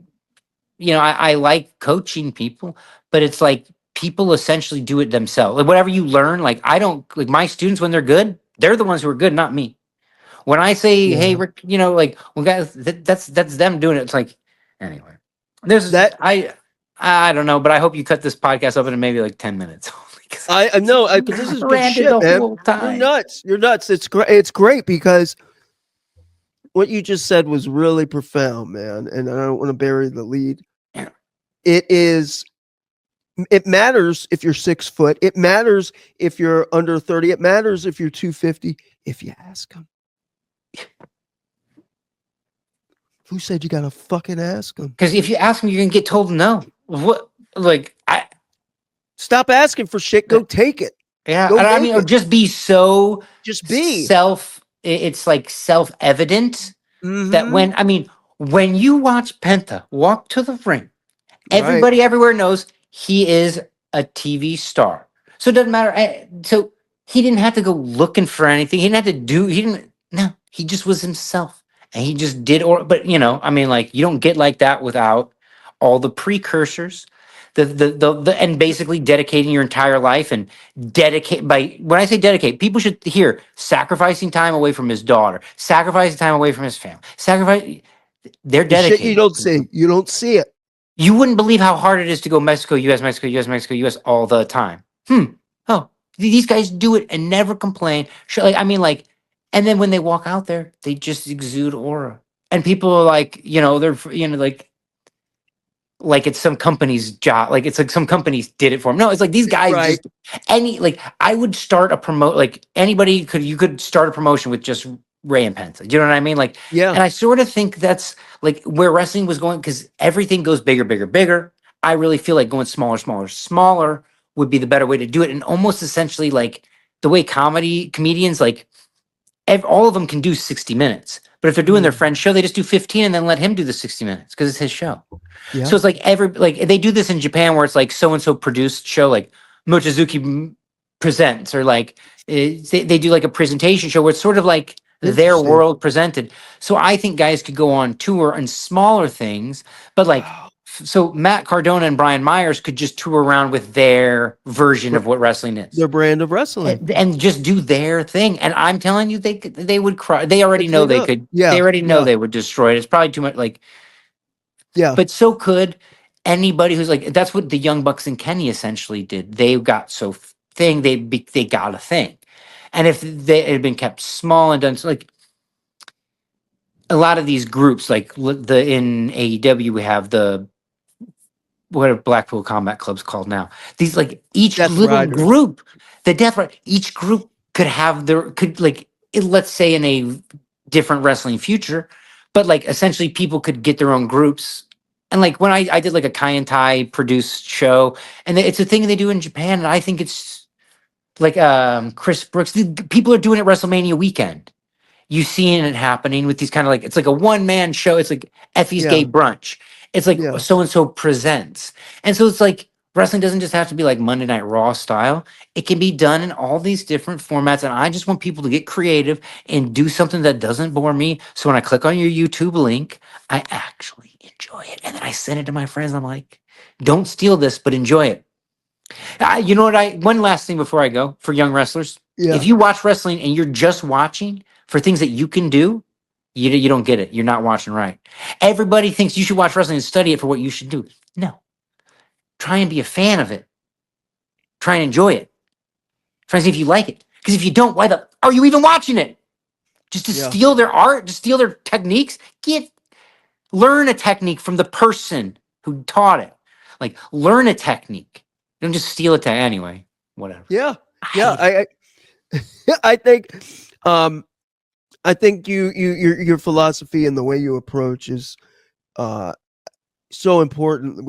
Without a Matt Sydal, we are doomed to cookie cutter, cardboard, same SOS, same old shit. Wait till I tell you, when I tell every single guy to put on pants. Every single one of these dudes going out there in their underwear. Has anybody rethought this? I can't even look through my Instagram at the airport, you freaking weirdo. Just a little bit of clothes. Leave something to think about every once in a while. Good Lord. Like, get with it. Evolve. Grow up. Dude, nobody wants to see you in your underwear. Brian Cage, you're an exception. Certain guys, everybody, there's plenty of exceptions to the rule. But let's just say, I got given advice when I was young to not do that because I thought I've been working out. I should third thought, and it's like, dude, that's just not necessary. Culture evolves fast, and if you don't catch up, you can get left behind. And our art form actually looks silly on so many perspectives when you go to black leather boots, black trunks. No offense, y'all, but like. There are the guys that can get away with it, like Arn Anderson, like, you know what I mean? There's certain, like, but we don't need a lot more of it. We need one guy can do it. Right. Look at what the Hardy Boys did when they decided to invent it for themselves, and all they got was pushback, but that's because they were right. It's because they were right. If you're the first to do it and you're right, you're a pioneer, you're gonna take the dings. You're gonna take your lumps. To change the game. You only take the lumps if you care what they're saying. Like, I mean, it's like literally like those are just like dead noise to me. I mean, like people don't have to like it. And if they got a problem with me or you, buddy. That's their problem. That's their problem, not my problem. If you have a problem with my work on our phone, like I would feel bad if you paid $50 and you didn't like it and you wanted a refund. Come talk to me. If you're just gonna bitch about it. To be a bitch, you get it. Yeah. But I mean, if you got a problem, like that's your problem. Like you're the one with the problem, like not us. Like we're making TV. We're already, as soon as our TV show wraps and you're complaining about it, we're on to make another Wednesday night Dynamite. And in fact, from Wednesday we're going to Saturday. We got another 2 hours of tapings, and we got to go live for an hour before that. Don't have time to think about it. We're learning real quick from that night. I can promise you, after every AEW show, all we do is dissect it and sit around like psychos, and we'll try and improve it. You know, like as as a group that includes everybody from wrestlers to office to everybody, these circles develop. It's a friendly Yeah. circle, and we Sure. we break it down and we think about it, but you don't dwell, because then all of a sudden you start talking about, what are we doing next week? What's the next thing? And because we do 52 weeks a year, 2 shows, 52 weeks. That's 104. That doesn't include Ring of Honor or the other one, or the Or the pay-per-views. pay-per-views. So you got, for these people to sit around and chop up the art we put out, it's just, it's just not, like, you can hear how easy it is to get worked up and yell about stuff. I can do Yeah. it. I do it just to prove you can Mhm. talk about positive things in the same way, like with the same enthusiasm. And you can speak from the heart and have options, but it's just like, when they get with the name calling and there's a bunch of people who are like racist. 'Cause I I see so much know. stuff that's like rude against like the guys in AEW. It just like, it just makes me want to delete Twitter, but I can't, because I got to tweet about my shows. You know what I mean? Right. Like, You got to we're promote. in the game. When I'm in the game, I'm in it. But I cannot wait to just like unplug my like internet thing. But I am probably going to do a newsletter when I do my book, and I will Good. do all this at the right time. But until then, you know what I mean? Don't buy nothing. Don't. Consumerism is dead until I got something to say. Right. But But it's listen, gonna be a book made out of recycled paper. I love it. I And love if you it. share, and you can just pass it along, just share it. You don't have to buy two. Just pass it. Just share it. Like the That's old kind of VHS cool, tape. right? Just leave it somewhere. Yeah. Real excited Um, about the new Soraya book coming out. Her book's coming out pretty oh yeah, soon. Pumped. very cool. Excited to read that. I love it when wrestlers take a chance and write about them. Like, because it's inspiring to me. The Young Bucks autobiography was so awesome, and it resonated so much with me. I had to put it down multiple times because it was like so close to home. I'm like, these guys Mhm. are mirror. Like, I'm a Missouri version of the Young Bucks. Like, Yeah, me and my brothers yeah. were wrestling in the backyard. Our parents were sweet people who encouraged us and didn't shit on our dream. You know what I mean? They were just Yeah. supportive as long as we didn't get hurt type. And I just and it if you're willing to, like, I don't like putting myself out there, but I would in a book form, because then you can check. You sort of know where people are, how they're viewing it. They're going to sit down and they're going to Mhm. read your book. It's not like they're watching a clip of you on Hollywood Tonight, so you can really go into things that are complicated, and Yeah. how to pick apart complicated issues, because like I'm saying, things aren't good or bad. They're just like, some are more complicated than others, and people have a lot of misunderstandings about wrestlers. And when I read Mick Foley's book, it changed my life, Yeah. because I finally got a real perspective of a wrestler. What it I is. got inside the mind of Mick Foley, and it Because it's changed a my life. commitment. It's a commitment to dive into that, something that intricate. So Yeah. the people are taking the time. They want to get beyond the mask of the wrestling, get into Yeah. their hearts, get into their minds. Whereas like a lot of these people are like criticizing these people as if they are the fake character, which it doesn't make any sense. It's like, it does, because we blur the lines, but it's these guys, they tend to forget that, like, brother's got a flight to catch. You're talking shit. Brother got up at 5:30 to catch this flight. Our show didn't even end till 1. It's just, He's got to make the town. He ain't thinking about it. Yeah. well, Yeah. we're moving on. And I mean, like, you're not, it would be, we're in this together. It's like, you're literally using our content to make your living or whatever it is. It's like, if you're gonna be a vampire, just like, The don't suck parasitic. someone. Yeah. If you're gonna be a parrot, like, yeah, be the ones that sharks have, nice, one of those nice parasites, symbiote Like of some me, sort. little stooge Timmy Baltimore. I just You're on the talent side of things, dog. Because you're talent. We need to get people to pay your ass, and then we complain about catering and stuff together.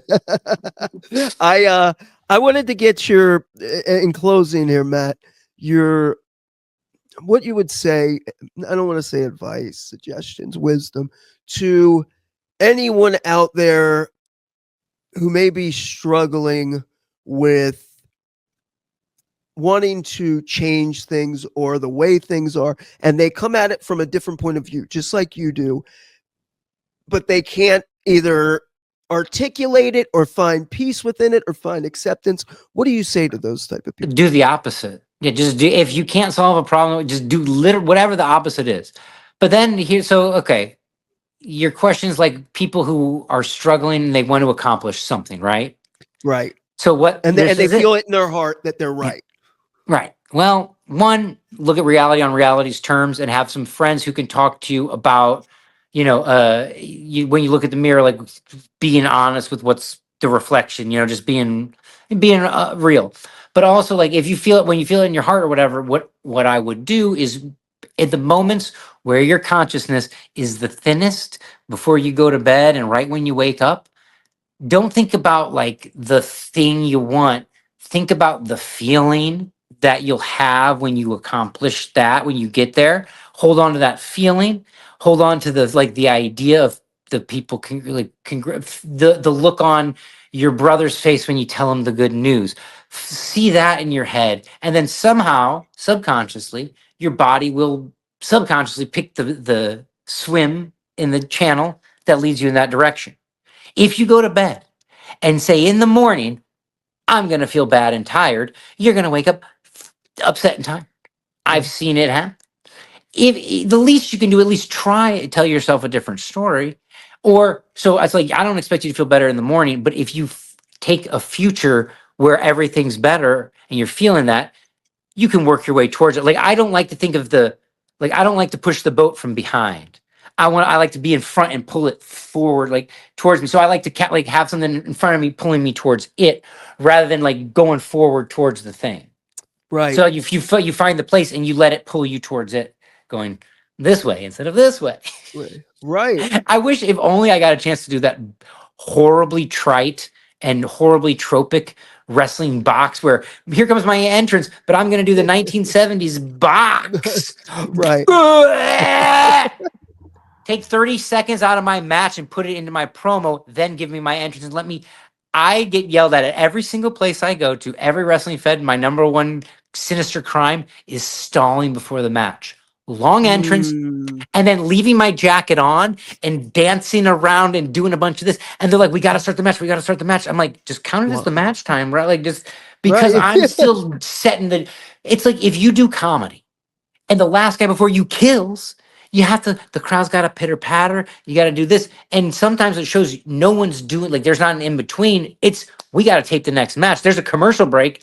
The TV people's palate got cleansed, but the people in the arena are still like picking up tables and chairs and like looking at thumbtacks and shit. Like, so it's like I'm dancing around the ring with my ring jacket on. I'm probably like acting like I'm going to fight you with zip. I just do this till it's, then we settle down. Because you're listening.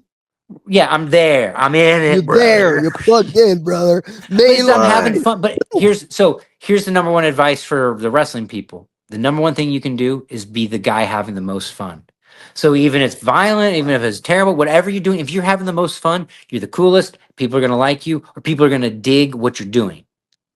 If you're having the most fun, good, bad guy, whatever it is, just be enjoying yourself. If you're out there and you're having the time of your life, whether you're the good guy or the bad guy, people are going to fucking get it. Because you're in your play. When people watch me wrestle, the number one compliment I always get is like, you that's where you belong. Like, it just seems like, well, guess what? I'm nervous as shit, biting my nails, wish I had a better tan, unhappy with my physical looks. Like, I have all that going, but it's just, dude, I've been living in rings, and it is it is special to me between those ropes, and it somehow, without using words, it comes through. And it's like, I think that's because, like, people can tell maybe I'm depressed 99% of the time, but when I'm in there, I'm having fun because that's where I can play around. That's my playground. And when people feel that, like, dude, even though I'm at I'm been limping around at 50% or whatever, I don't let that, I'm in that moment of jumping around, and I'm in the ring, and I just have the most fun, even if I'm getting my ass kicked, even if I'm like, things are going good, things are going bad. Like, there's an elevated intensity somehow, and people love that because every day is just boring and quiet, and you're not even supposed to yell at people. When you're in your car with the windows up, you're not even supposed to yell at people. So I think wrestling's a great venting scenario for me, for fans, for everybody. So people important. get mad when fans yell stuff at a show. Say whatever you want, brother. Get it off your chest. They don't even mean it for me. They mean it for the guy that cut him off on the way there, for the parking guy that wouldn't let him park in the spot that was obviously there. You know what I'm saying? Like, let people talk You're doing shit. a service. Yes, let them get it off their chest. When they single out, when I was trained, you're never supposed to single out a fan. So when a fan says something stupid, I mean, like, whatever, obviously there's lines or whatever, but I kind of feel like when I was 16, I wanted to say some dumb shit. Say something like, it should be this fun place where you're free to make a mistake and say something stupid and just let the intensity boil over. Because as a culture, we're letting our intensity boil over. You want to know why Stone Cold beat up Vince McMahon? Because we all wanted to beat up rich people because we're all poor. Guess what? The only thing that's changed since then is people have gotten more poor and the rich guys have only gotten way richer. Dude, you know that TKO stock? Oh, my Atlanta. Get rich. Get rich, brother. Get rich. I only wish I'd have known, man. Same thing with, I guess, crypto. But anyway, you get it. Like, my take on, so when people complain or say something, it's like, for me, it's like, you're looking at it through a different lens, brother. Best of luck to you. Do your thing. I'm not doing it for you. There is someone out there I'm doing it for. I don't know who they are. They don't need to know me. They never need to contact me. They never need my autograph. They never need to donate any money to me. They just need to exist, and they do. Because the internet's a broad place. It's a big place.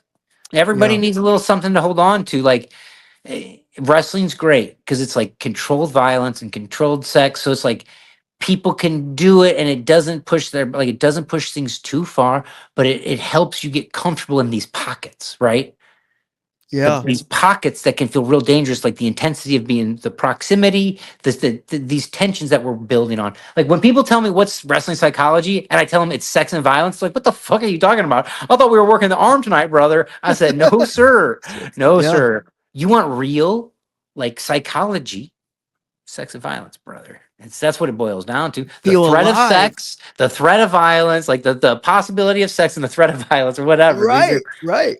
These are my lenses. So that's when I make wrestling, I'm looking at it from a weird ass perspective. But Dragon Gate in Japan, we had 65% audience of women. There was sex appeal. Like, you know what I mean? Like, doing something right. Dude, these guys were back there plucking every eyebrow before the show. You gotta look good. But you want to know why they could sit there and pluck their eyebrows? Because, dude, they were already so refined, perfect guys. They weren't even stressing doing double head scissors. Like it's, like on a Tuesday night, because it's nothing. And then people would watch that and be like, oh, that's really dangerous. And I said, well, if you look at it closely, it's actually not that bad. Because I feel disrespected when people would say you can't do that all the time. But I'm the one laughing now because I never complained. I never pushed back. I just let them think what they want to think. But all my mentors, all the guys at Dragon Gate, SEMA, still wrestling. Like I said, AJ Styles, all these guys are still going because we knew what we're doing. And it's just these people who are scared by something they've never seen before. The fear of the unknown. Oh no. Or more like fear we're going to take their jobs, this kind of thing. Or fear we're doing what they did best a while ago, better than them. But you see it with every MMA fighter when they switch over to commentary. It takes them a long time to stop saying that they're the best one. Because to get good, you have to feel it. You have to have that. But then when you're on commentary, it's like, all right, Daniel Cormier, you don't have to talk about how badass you are. Like, we know that, but there's other guys fighting right now who I don't care that you could. I know you would beat them up, but let that so it's like when guys are out there and they're like, oh, it's wrestling, they're just like so-and-so, just like, no, how about just talk about what they're actually doing? And one more note for commentary. Please. Be specific. Say his arm's hurting from earlier, specific move, specific name that happened on the outside. Like, just specificity, I think, is important. And it's all about being in that moment, which translates to real life when you're on the bus and there's the old lady, you're sitting in your chair. Yeah, you're paying your attention to your phone, but you just see the old lady out here. You get up out of your seat, you tell her to sit down. You don't ask if she wants the seat. You just get up and you give it to them. That's what we do. We're taking action. We're not thinking. A lot of people just get stuck thinking, but it's like your gut told you the right answer. You just didn't get up the first time. And then you thought about it. And you're like, should I get up? Should I get up? Maybe I'll ask her if she wants to. No, you just get up and you stand up and people get it. You don't have to say anything. She sits down. Yeah. There's nothing to it. You don't need social credit. You don't have to blog about it. You just do it because we're in a society. We're in a civilization with each other. But, because that's what it boils down to. It's like, for example, even the people who are talking shit on me and my friends, mainly, but I don't hear it about me. I don't listen. Right. But when I hear them talking shit about my friends, it's like, I would still give you my seat, bro. Like, I would still give you my seat because you're a fat piece of trash or whatever. You can sit down here. I'll stand up for you and your grandma. But it's like, dude, your mom, would your mom be proud of you for talking like this? Like, do you really think, is this how you talk? Like, it just, I think every review should include a little bit of love. It's just a little on top. Well, you are one of the good ones, Matt. You really are. a great person. I know this just from being your friend. There was a time I was in a nursing home for 3 months with a broken neck. One man came to see me. Right. I wish And I I'm had come looking to at see him. you more, dude. I'm No, so like, dude, that was it. yeah, I know. You got out. You got out, baby. But But it was beautiful. yeah. Like your quality of person. We had fun, dude. Yeah, I I know. forgot. We we made the most of the situation, as they We say. did. We made We them. did. I can't. Wow. I feel like the details. Like I remember now, the details like are flooding back. Like I can see the room. Like when Yeah. you're in like whatever. People will be like, "Oh, I got stoner memories, dude." I got like precise memory of exactly these moments that mean something to me. I can't tell you who I wrestled 16 weeks ago or whatever, but I remember going to visit you because that was Yeah. real. You know, It's that real. meant like, yeah. And I sometimes you got to just do a match because there's a show or whatever it is, and a lot of the matches I make with my heart or whatever. But like, the people don't need to remember our wrestling matches.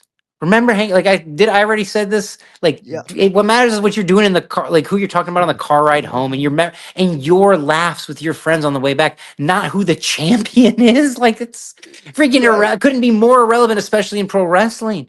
Now, if it makes you gives you something to laugh about, or you get a Right. joke to Billy or whatever, like that's what I cherish, and I think that's like what matters to people in the end is like they're going to be at the funeral of the person still laughing about the joke about the wrestler. The wrestler wasn't good or bad. They were just a function for these other people to socially interact and have a bond and have like they shared something because of our work. And like that to me is the reward. So if you think it's about money, like grow up, bro. You're fucking weak. Like evolve a little bit. A Like you should catalyst get to the paid, experience. but we got as wrestlers and artists, we got to fight for our money. We got to claw for it and la la la. But But really, you're worth it. if you're moving people like that alone means something. Like it's not negligible. In the end, I Yeah. always talk about how like the energy I have is because I've been fed through crowds giving. We don't have a measuring tool to measure what vibe people give you, but brother, when you've been standing in the ring, when John Cena comes to the ring, and if all of France erupts and you feel that vibe and it's coming to you too, you know what I mean? It's coming to you. When I go out, I get big pops too, but you just, Yeah. when you A harness the physical power push, right? You can feel it. and you're harnessing, but it doesn't just end there. I take it with me. It's mine. They gave it to me. I mean, I give Wow. back, but I don't lose by giving mine out. They don't lose by giving theirs to me, but I You keep get it by like, giving it away, right? right, exactly. Like the old flame of a candle. One flame can light a million, but it's true. It's just a truth of life that the mechanical model of the world doesn't really believe in or examine, or we don't have a tool to measure it, so it can't be real. Well, I mean, Totally. just because we don't have a tool to measure doesn't mean it doesn't exist or whatever. So, I like to play in the ethereal realm, but when you've been in the ether, when I've been swimming in the ether for so long, of course I can exist in this ethereal realm. And every wrestler has been in this dream state because at the end of a night with a full crowd in a hot place, there's a haze. We're not in a real world anymore. We've created our own thing. And like that community experience, that when you're selling people in wrestling, it ain't about a baby face and a heel. It's about that feeling and constructing that in a genuine way for people all over the world. And so you have to adapt to their places and their things and all that. But like when you can make that thing happen, dude, it's like this is the dragon we all chase. That's why nobody retires. Mm-hmm. Because you feel something, out of this world, extraordinary type thing. And There's nothing else like it. it ain't that bad. Well, let me tell you this. I don't hate it. And I don't hate you. I love you, buddy. Do you have Dude, like this is too fun. I should have. I was like, I'm only gonna do 25 minutes, but I'm lonely, bro. Miss you. I miss you too, man. You don't do these often, so I will I'm not be honored. doing. This is the only podcast I will do 2 years before now and 2 years ahead, unless I got a book to To promote. promote. Yeah, and then please come back. I think Count on you're it, dude. Well, I'm gonna you're have to use you as an advisor on my stuff since you really got my creative bones thinking. yeah you're incredible, incredible talent, incredible performer, incredible thinker, a philosopher, and just a great person. And your brain is something special, man. Matt Sydal, Thank you for being on the show. Thank you for having me on LiMPiN Ain't Easy.